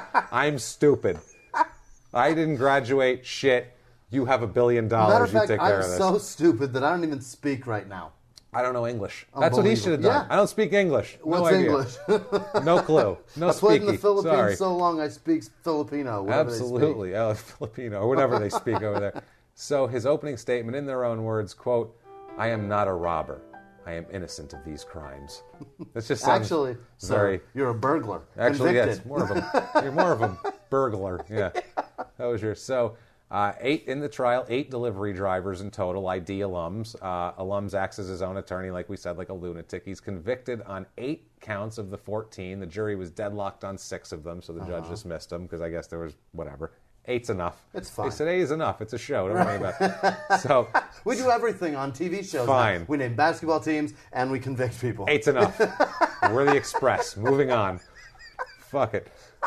So, sentencing April 3rd, it comes out that sentencing for the robberies is delayed at the request of Allums for some reason. I don't know why he wants to do whatever. On April 3rd, 89, there's an article about him waiting for sentencing, and it's about his mother having a news clipping, hoping that the judge takes mercy on him. It's a news clipping of him in his UCLA uniform, and, blah, blah, blah, and she's so worried, and she didn't... Check and see if all your news clippings are there, because he may have taken a handful of them to go pay an undercover cop for coke. Oh, yeah, you never know. That's highly possible. Yeah. He faces 13 years in prison. total, which is that's no joke right there. That's steep. So at this point, I mean, look at this shit. It's a mess. He's in jail. His mother's got a thing here. His wife, whose life he ruined. He's sitting in his cell once again. I mean, where's he going to go from here, Jimmy? Where's he going to go? Down. I mean, down.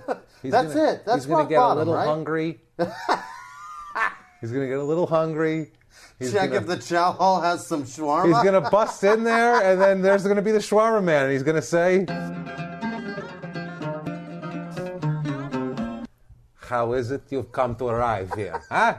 Why are you here? Why you come here? You go to college, you do a decent defense, you come anyway. Why are you here? Huh? Signs say closed. You come. Why? You want shawarma? I make for you, but why? I don't know why. I keep cocaine away. I have problem. I don't want the cocaine. I don't know why. I do not take newspaper clippings. I don't know. And then out of nowhere, there's a knock on the door, and they open it, and it's the Mexican pimp. And he's standing there, guns blazing, and he says,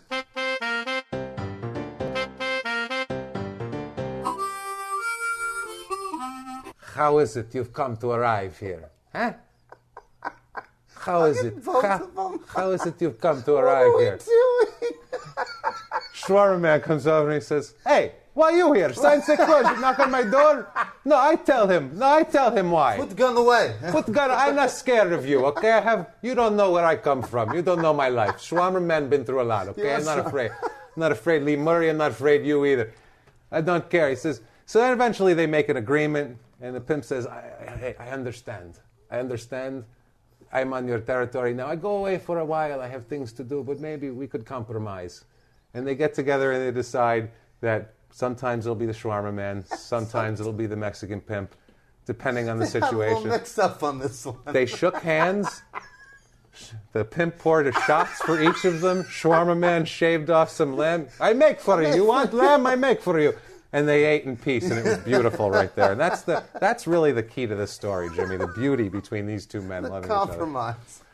So anyway, at this point... Jesus Christ, that was fun. So anyway, at this point in this insanity, in this article, his high school coach from Linwood, a silver-haired, middle-aged white man as they come, Bill Notley, says that he never thought this of alums, and he still doesn't believe it. He's seen his share of troubled teens. He called them bandits, which I think is insane. I like it. And he said that alums was not one of them. He said, quote, he never missed practice, and he loved basketball. He would practice for 3 hours and then would stay afterward. He would go play 3-on-3. Well, that means he didn't rob anybody because he loved basketball. Okay. He plays 3-on-3. He played a 3-on-3. Said he was a B-plus student, which is, he seems smart, actually, from he's decent with the legal briefs here.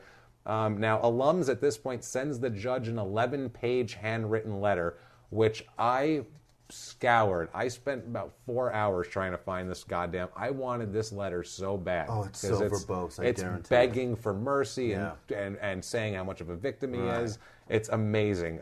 He says, his drug problem got bad in pro ball, and he started experimenting with drugs in high school, and it's all drugs, and he just has to get off the drugs, and please give him rehab, blah, blah, blah.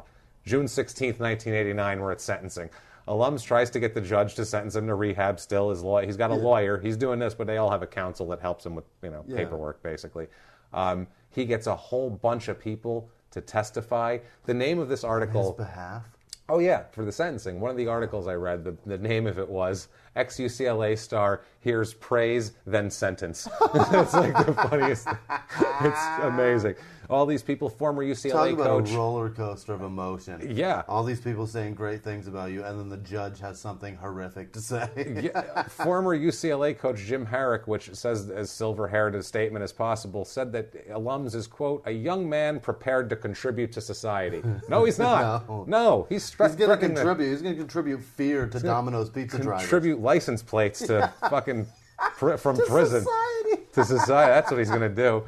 What an idiot. So they also get an old UCLA assistant coach, Brad Holland. He said that alums always rose to the occasion in big games. You could always count on him. His mother got on the stand, called him a loving, giving, caring person.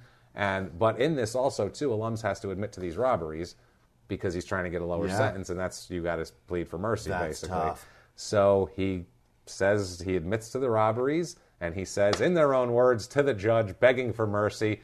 They have a good in their own words begging here. Oh, God. Quote, It was a situation where I had no control over it. I never intended to hurt anyone. It was just a means to get money to get drugs. I was out of control. No shit. Yeah. Understatement of the fucking year. I was robbing people every week on a weekly basis. So Judge William R. Hollingsworth actually says he feels a lot of sympathy for him because he knows he has a drug problem, and he says that's what he thinks is wrong with him. He's got some heart here. He compares him to Len Bias, the University of Maryland star who died of a heart attack, and says because this was a couple years later. Except for the fact that Len had promise. Yes, but he was just saying how he threw it away. He was the best high school or college he was a number one draft pick. Yeah. This guy was barely making the country. team. He played 4 minutes in the final game of his college career. The judge says, quote, I am convinced that, but not for drugs, Mr. Allums would never have been here. So he thinks he is. So you would imagine he's going to be a little light on him, a little lenient. He feels for him. He knows it's just the drugs. You'd think that, but instead, 9 years. Sentences him to 9 years. You, sir, may fuck off. For real. 9 years is a good sentence. That's strong. Steep, yeah. That's already after 21 months served already, too. You're getting 9. That's on top of it. On top of it. And you remember that little cocaine issue he had back in 87? Yeah. That thing, if he still has to face trial for that a week later on June 22nd, 1989. No. And if he's convicted, he faces another possible 2 years on top of the 9 that he just got. So he's having a bad fucking week, basically. It's not a good week. It's not great. June 22nd, the trial begins for the spring 1987 possession charge. Right. For $25 worth of crack is what they figured out the amount was. Yep. Judge William Hollingsworth Jr. is, again, the judge, the one who just sentenced him. Shit. He dismisses the charge. What? Yeah, he dismisses it. Total change of heart here in a week. Dismisses the charge. Allums lawyer Patrick McGinnis said that charges were dismissed because, quote, it was such a minor offense. I was just going to say $25 and it's been 2 years. Right. And so and Judge he got 9 years already. The judge is probably like, listen. Yeah. Just fucking learn your lesson. And Judge Hollingsworth also indicated that he may reduce the 9-year sentence that he just gave him last week. Allums had been in jail since June 22nd, 87. This judge is a sweetheart. Right? McGinnis, the lawyer again, said Allums has been, quote, a model prisoner while in LA County Jail. Judge Hollingsworth ordered a report from jail authorities due to him on October 23rd of 89. And on his conduct in jail. Right. And usually it says when there's a report like that in the article they talk about when a judge orders that kind of report, it's because he's considering either reducing or completely relinquishing a sentence. Yeah. Basically trying to make sure that dot their I's and cross their T's, that he hasn't been making fucking wine in his toilet bowl before they let him out. So out of all this, now this is like a whirlwind. The district attorney just convicted him. They got all this, and now they're like, hey, let's get a jail thing. Maybe we'll release him. Never mind that drug charge. So district attorney Julie Suleman here is like, hey, slow down, guys. Can we pump the brakes? She said of He's this... still a fucking a menace. He just robbed 14 people. Are you nuts? So she said of this whole debacle, quote, the bottom line is he wielded a screwdriver and robbed people. I don't think 9 years in prison is too harsh of a sentence. It's like, can we fucking... Yeah. Can I be the voice of reason here? I'm sure she said that right in open court, just stood up and was like, listen, guys, I get that you and this giant guy, giant man screwdriver, are falling in love with each other and you're really trying to help him. And but fucking slow down. We have 14 people whose lives are kind of fucked up right now. And I would also add that just the act of you acting as your own attorney shows that you don't have intelligence enough to operate in society. You're too stupid. Yeah. You are too egotistical and stupid, just like Ted Bundy. You don't get the gravity of this case. So, yeah, he's a mess. He goes to jail there. He does about 7 years. It's really, really hard to find information on exact release date. We think he's released in about 96. From there, he starts wandering around. He becomes homeless at this point. He goes from, he's in Austin, Texas at some point, spottily in between being in L.A. also. And most of his things happen in L.A. Riding the train. Yeah. And I would have completely lost track of him because he has, like, if you guys just go to Darrell Allums' Wikipedia, it is so, there's like 2 little paragraphs. There's nothing there. They're like, he was convicted of some robberies of pizza men. There's no details. There's no anything. There's no drug charge. There's no earlier robbery. None of this shit exists on here. And this one, I couldn't even find anything on it. I found a 2002 case of his that I'm going to talk about. I found this reading through an appeal from 2007 in a case called The People versus Sean Allen Fletcher.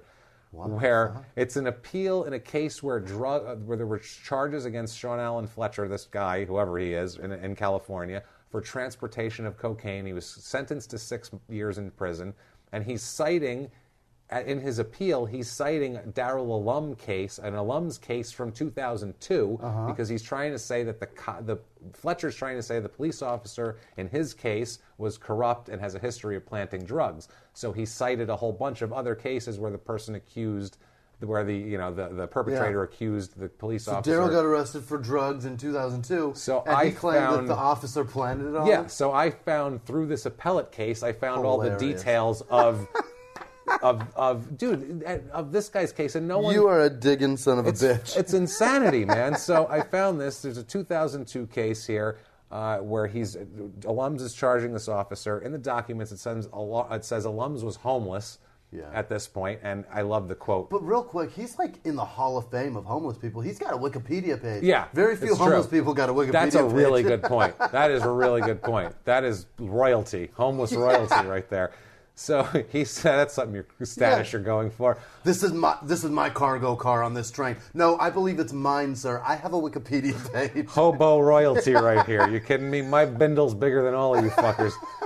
So in these documents, it said that Allums was homeless and, quote, spent time hanging out and panhandling with other homeless persons near the intersection of Wilshire Boulevard and Federal, which I just loved, and spent time hanging out and panhandling. Might as well have said consorting. Yeah. So an undercover detective, Detective Saragueta, approaches, quote, Allums and his companions and inquired about some rock cocaine. That's the quote from the court documents. Allums told him that they didn't have any cocaine. I'm sure he wished he fucking did. Yeah. It's like, you have no idea. That'd be great. How much I really, I wish I was your guy. All I have is a Wikipedia page.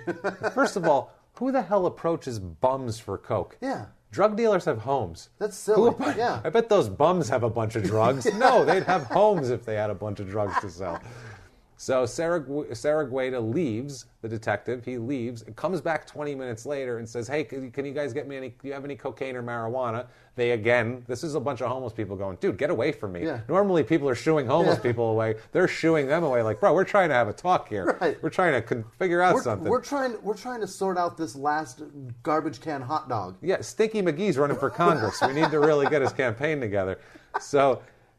they tell him again, we don't have any. We wish we did, trust me. Right. So Saragueta returns 25 minutes later now to bother them again, offers Allums $40 to get him some crack. He says, I'll give you $40 if you get me some crack. Boy. So, hey, he's a fucking homeless guy. You just he's like, employed me. all right, fine. So Allums says that I don't have any access to it. There's nobody around here. I don't know anybody that has it right off the bat, but maybe I could make a phone call for you and maybe I could get it. He's just bullshitting the guy to get his money, but he's like, all right, fine. If you're going to bother me and stick money in my hand, fine. So Saragueta goes, he gets change from a parking lot attendant, comes, gives Allums $20 and gives him change to make his call. Allums says, it might be a while. I don't know how long the guy will be, but I'll go get it. Goes to a phone booth, and while he's on the way to the phone booth, because police are watching him, because this is all a setup, he takes the $20 bill and sticks it in a flower bed along the sidewalk. There's out in front of a business. He sticks it in that. He's going to go grab it later, but he doesn't want it on him. So he goes to a phone booth, acts like he's making a call or whatever. He ends up coming back, tells Saragueta, the detective, that he went and saw the crack guy. Allums is like, I saw the crack guy, got that taken care of, and I gave him your 20. Saragueta leaves. That's that. He thinks, I just jacked this guy for the 20. Now I'm going to take the 20 and go do whatever. Now I'm going to go get a real hot dog. Yeah, or some crack. Right. Or maybe go follow up on that crack call. Right. Soon after this, a marked police car pulls up to Allums and says, where's the money? And he says he didn't have the money. He tells him, which he might not have by then. Police take him into custody. Allums is thinking he's getting charged with stealing the guy's $20. Instead, he's charged with possession and sale of cocaine. What? Which is insane. So when he was asked if he was in possession of any drugs later on in court, when he was acting as his own homeless, crazy attorney, he said, in their own words, quote, at the scene, there were no drugs. Later on, when I came to court, all of a sudden, there were some drugs. Drugs popped up. He's saying they planted them. Yeah. So under cross-examination, he, of course, had to admit to all his robbery convictions and that he's a crazy person that was robbing Domino's. He was getting between $20 and $100 from the Domino's guy. So this is really a hand-to-mouth operation. Yeah. There's no forethought here. So now Allums filed a complaint against Saragueta with the LAPD Internal Affairs Division saying that Saragüeda planted evidence and produced the drugs falsely, is how they say it. And so there was, in this appeal, there were several other people claiming the same exact tactic of Saragüeda, basically forcing you to do what he asked you to do and then busting you for it, whether you have the drugs or not, saying you did. Whatever. So Saragüeda's an asshole. So, yeah, he's in this problem. He's homeless. He's representing himself. These drugs are an issue. His mother's crying with the newspaper clipping in his hand. The ex-wife, thank God, got away from him. The one girl's got her bank account wiped out. John Wooden's legacy's fucked up. Sam Gilbert's dead. He's dead. Sam Gilbert's fucking dead. There's a stadium full of people with beef farts. Oh, beef farts. Poor LeBlanc over there has got PTSD from getting a screwdriver stuck in his neck, and I feel bad for all these people, Jimmy. I feel so bad for them, but not as bad as the two things I could find that were even close to Darrell Allums on the internet. These people. Number one is the only other person on the internet that I could find with his name and his spelling, Darrell Allums, Allums. One guy. Wow. And he's on Facebook. That poor guy. And I couldn't find any of his information. It was all hidden. And it's just a picture of a middle-aged, squatty guy with a bad mustache. Looks like he's about 5'3", and he doesn't look very happy. And that's Darrell Allums. Because he's got a shit name. Yeah, and that's why. Because if you search Darrell Allums, you're going to get like, the other if you one. Google me, you don't can't even find me. Yeah, he probably had to shut the Facebook page down. Also, them and D Allums Fabrications Limited. You should have chose a better name for your company. An electrical and electronic manufacturing outfit with 1 to 10 employees in Worcestershire, UK. Jesus. So sorry, UK. Again, we apologize for giving you shit. Sorry about him. Absolutely. So anyway, so some time goes by. I don't know what happened in that case. There's no information. I found the appellate thing. There's no conclusion. I don't know if he got out of it. I don't know what happened. He got out of it enough to where on November 26, 2011, he wasn't in prison anymore. Wow. November 26, 2011, he walks into a Bevmo store. If you don't know what a Bevmo is overseas, different parts of the country, it's a big store that sells wine and booze and shit. They buy bulk amounts of booze so that they can sell it cheaper. It's a big booze box, basically, and you go in there and buy cheap booze wine. Costco. You buy 8 bottles of wine at a time, like fucking maniacs. 8 bottles of wine, and you get the second one for a nickel. Yeah, like gluttonous Romans. So he goes into the store at 3212 Wilshire Boulevard in Los Angeles and begins intimidating and threatening employees with his giant size. He's 300 pounds at this point. What does he want? He wants booze. Yeah. He steals $350 worth of wine and leaves the store. That's a shitload of wine. That's a shitload. He's got big arms, and he can tuck things in his waistband like nobody's business. Yeah. So he is in the got article. A holster for wine in his waistband. And in the article, my wine holster. In the article, they don't even mention who he is. It's in L.A. It's a Santa Monica publication. What? They don't mention that he went to UCLA for 4 years, was on a final game team, played for the Mavericks, and was also signed by the Lakers and dismissed right away. And also was a fucking convicted robber. None of that. None of that. They just say a homeless Santa Monica man. That's it. That's it. That's all what they call he's it. Reduced to. How about fucking search him. Find his Wikipedia page. Well, he doesn't get... Yeah, he has a Wikipedia page. So anyone over 6'7" should have a Wikipedia page. Let's keep track of him.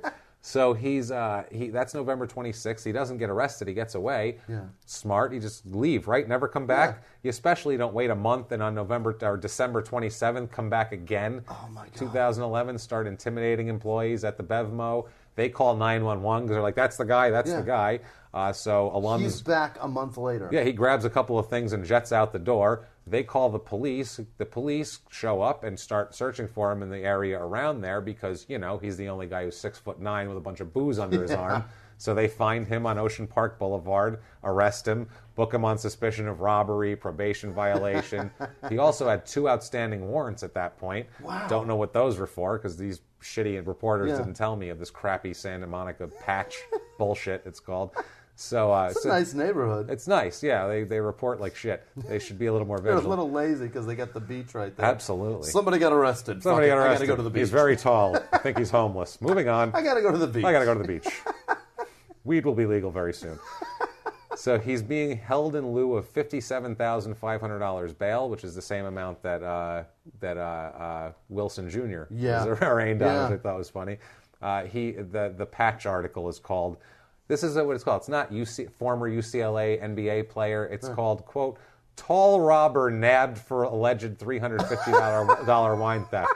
Maybe ask why he's so tall. Maybe go, hey, how was that guy so tall? I don't know. How did that huge man Tall become robber. homeless? Do your job. It's L.A. where he played for Christ's That huge sake. guy Follow should have up. played basketball. And that's the last we've heard of him. He's homeless He's out there somewhere in the wandering wind. around. I looked for all these. I found this too. I mean, I had to dig deep to find that, and that wasn't even, like I said, under basketball or anything else. That was just, Darrell Wilbert Allums, and I had to put the age together. That's his middle name, and that's his date of birth. Okay, that's him. And there's only 2 people on Earth named and we know no one else is named Darrell Allums except for apparently his dad, because he's a junior. That's it. Is the only other one. So that's Darrell Allums, and he's a fucking mess, as much as a mess as anybody we've ever covered. It doesn't get any sloppier than that. His life he's a disaster. It just went away so fast. So fast. I've never seen anything like it before. And he had it all. He had a college career. He could have fucking got some sort of degree. Had something together. And then planned life so that just in case basketball doesn't work out. I don't know. Because I'm kind of okay at this. He even worked your way out of the mailroom. Yeah. That's something. Yeah, you had a I think I'll job. rob some Targets. I'm going to stick a radio in my waistband. Got some crack? Jesus. Holy shit. Right, unbelievable. So that's Darrell Allums. Done deal. Anybody hears anything about Darrell Allums, let us know. Holla. I'll keep, and I honestly do, I'm an idiot. I do like post research too. Yeah. So if I find anything else, I'll let you guys know. Because I did some post research on last week's episode, and I came up with a gem here. Awesome. Let's talk about Lee Murray for a moment. I couldn't leave well enough alone with Murray. It was one of those And things. I don't blame you, because that one was so fun. I felt like there was something missing, like I didn't see everything, and I know I did. I know I combed it. I mean, it was a 2-hour episode, you guys. It was an hour 58. I combed that shit, man. But I didn't get one thing. I didn't get his mailing address. So I found it now. In fucking Morocco. So if you would like to write to Lee Murray in Moroccan prison, we have you covered. If you do, words of warning. Yes. If you're from the UK, yes, probably don't give him a real mailing address. Find a P.O. box probably or your equivalent. Just no return address, because he probably will find someone to kill you. Absolutely. And don't mention us. No, please not a word. Don't mention us. You never do know who we are. Don't even fucking code it. Don't say because crime he in will sports. crack that shit. Yeah. But yeah, he's smart enough to pull off a 53 million pound heist. Yeah. Leave me the fuck out of it. Leave me out of it. Don't say we know you're not fucking about. Don't do it. It's tempting. I know you. I've heard about you. We know our nothing. listeners. Yeah. You guys are sick bastards, and we love you for it. Believe me, but that is scary. It's my favorite part about you. But we don't want to die. No. So let me give you this address, though, because if you do want to write him and fuck with him, good God. Or just do whatever you want. Yeah. But here's the address. You have to write his full name. It's Lee. Send him biscuits. Biscuits and little sauce. Yeah. It's Lee Brahim, Brahim, as in Mary, Lamrani, Lamran as in Nancy, Murray, Murray, right. Murray, and the address is Ecroy, ECROU 46908. And it's Prison Locale de Sal. So it's prison, locale, local with an E on the end, right. D-E, and Sal like Sale, S-A-L-E. Okay. And that's in Saleh, Morocco, S-A-L-E, Morocco. That's, you don't need a zip code or anything? I think the zip code is the 46908. Okay. They just have it, like that's how they do their addresses. They're backwards. That's a really easy prison address. That's address. not bad. Yeah, all the other ones, Sally McNeil, and then like after X and numbers there's a and 45-digit number you have to follow. But crazy. That's it, man. That's Lee Murray. That's Darrell Allums. Let's visit this week in crime with Jose Fernandez. Yes. One other thing too, I want to announce real quick too. We know we've talked about we're having another podcast that we're adding. That is still in the works. Yeah. We haven't forgot about it, and we haven't we're not even putting it off. We have some possible big things happening. We have some things cooking right now. It's fucking exciting. It's really exciting. We can't wait to tell you guys, but we're not. It's not 100% It's a pain in the ass, nailed but it's down. super exciting. It's very, very cool, and you guys will be happy for us, hopefully. And so we're gonna announce that kind of with that whole thing, and the second podcast is wrapped up in that. So it's coming. Here it is. Don't worry about it. Let's talk about Jose Fernandez today. Okay. Real Boat quick. accident. We'll do 2 minutes on Fernandez. And we gotta get out of here. They deitized him. What's the word? Oh God! Oh my God! They had such a dedication for him, and fine man. They well all liked him. deserved it. Good teammate, a man great player. That worked so hard No problem. Was it Cuba? It was in Cuba, Cuba, right? yeah, he came he's over. a Cuban. He He's a worked hero so for hard those in Cuba. people. Yeah. Yeah. He worked so Those hard in people. Cuba. No, he's a got hero to to America, people. Yeah. followed a dream, became a starting pitcher and an ace. A great one. Unbelievable ace for the Marlins. And he was then fantastic. disintegrated himself and his two friends. And we then find out this week. Signed autograph balls are washing up on the beach because he was obviously out there with his buddies doing whatever he had to do. Now we find out why. And they all said, oh, he's a great guy and all this, and he probably is a great guy. And we're not saying he's a 23-year-old kid. Great person to look up to. And apparently he also liked to do some coke and drink before he went boating. Which I hate to laugh. It's terrible, but it's Jesus fucking Christ, man. It's not him that I'm laughing at. It's the whole culture of everything. And of them. the Major League Baseball had this huge...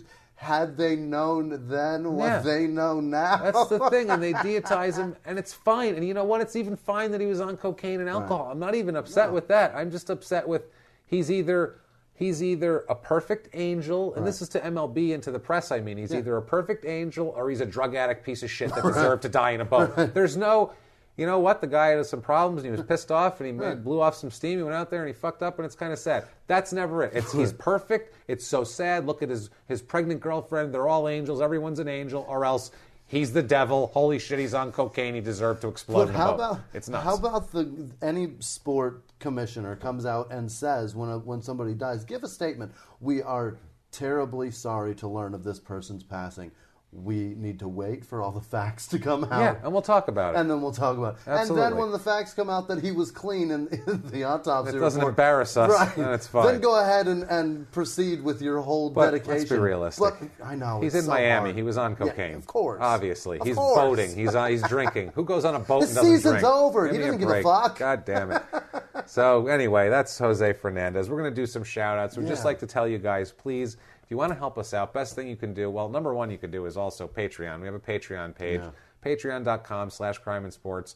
What you can do on there, you can donate to us, you can give us a few bucks. We have a lot of cool rewards, and honestly, it would really help. It's not free to put the show on for us, and God damn it, I work hard. Jimmie works hard. We really work hard on this thing, so if you want to do that, that's fine. But if not, one thing you can do that's completely free and it helps us out just as much is please give us an iTunes review. Yes. 5 stars. Tell us your following instructions. So goddamn important. It's so big. It pushes us up the ranks here and it gets us sponsors. And by the way, we have a sponsor coming on next week. It's so cool. A cool one next week's show. I got a shipment from cool. them. Yes, and I can't wait. We'll talk all about it next week, but we love it.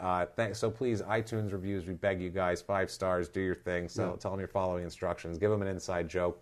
Also, you can get with us on social media, and also those are the people we're going to shout out in a minute.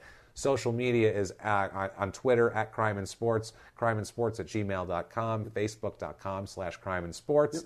Join up. We have a good time. It's a community in there, man. Every we have week a good is so time. much fun. And the listeners are becoming friends with each other now, following each other. They have back and forth, each other. not even involving us. It's great. We love it. So keep that up, guys, and let's give some shout-outs to Patty great Wooten and listeners. Jason Fuller. Again, every goddamn We love week. them. But I love Patty, you guys. Jason Fuller, we love you guys. Your memes keep me laughing every week. And then our 4 horsemen, obviously. We got to change that, too, because there are so more. many horsemen. We need to have, we have way too 40 many horsemen. We have a cavalry.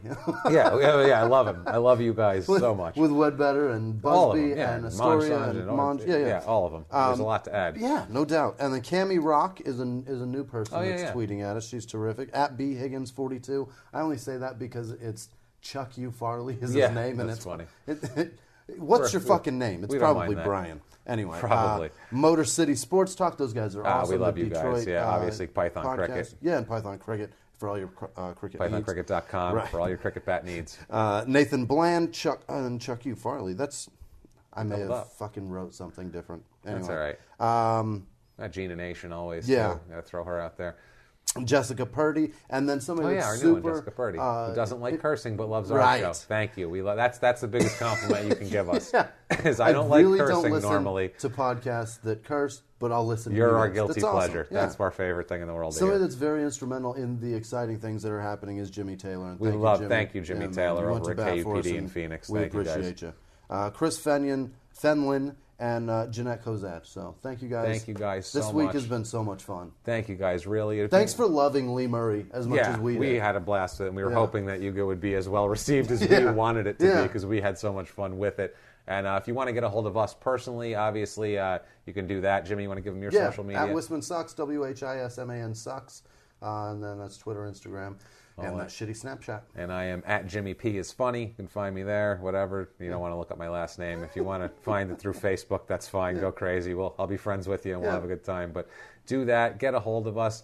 Guys, for right now, we don't have a network. Yeah. We're ourselves. We're two moment. guys. For this very moment, we don't have anything. We're two guys. We're two comics. We're not journalists. We don't have anybody backing us. Two guys that, goddamn it, we love each other. We love each other, and we love you guys, and thank you guys so much. The crime and sports movement, please spread the word, guys. It continues. And we will be back next week with another scumbag, and every other goddamn week after that, live. If you like crime and sports, you can listen early and ad-free now by joining Wondery Plus in the Wondery app or on Apple Podcasts. Prime members can listen early and ad-free on Amazon Music. Before you go, tell us about yourself by filling out a short survey at Wondery.com/survey. He was hip-hop's biggest mogul, the man who redefined fame, fortune, and the music industry. The first male rapper to be honored on the Hollywood Walk of Fame, Sean Diddy Combs. Diddy built an empire and lived a life most people only dream about. Everybody know ain't no party like a Diddy party, so. Yeah, that's what's up. But just as quickly as his empire rose, it came crashing down.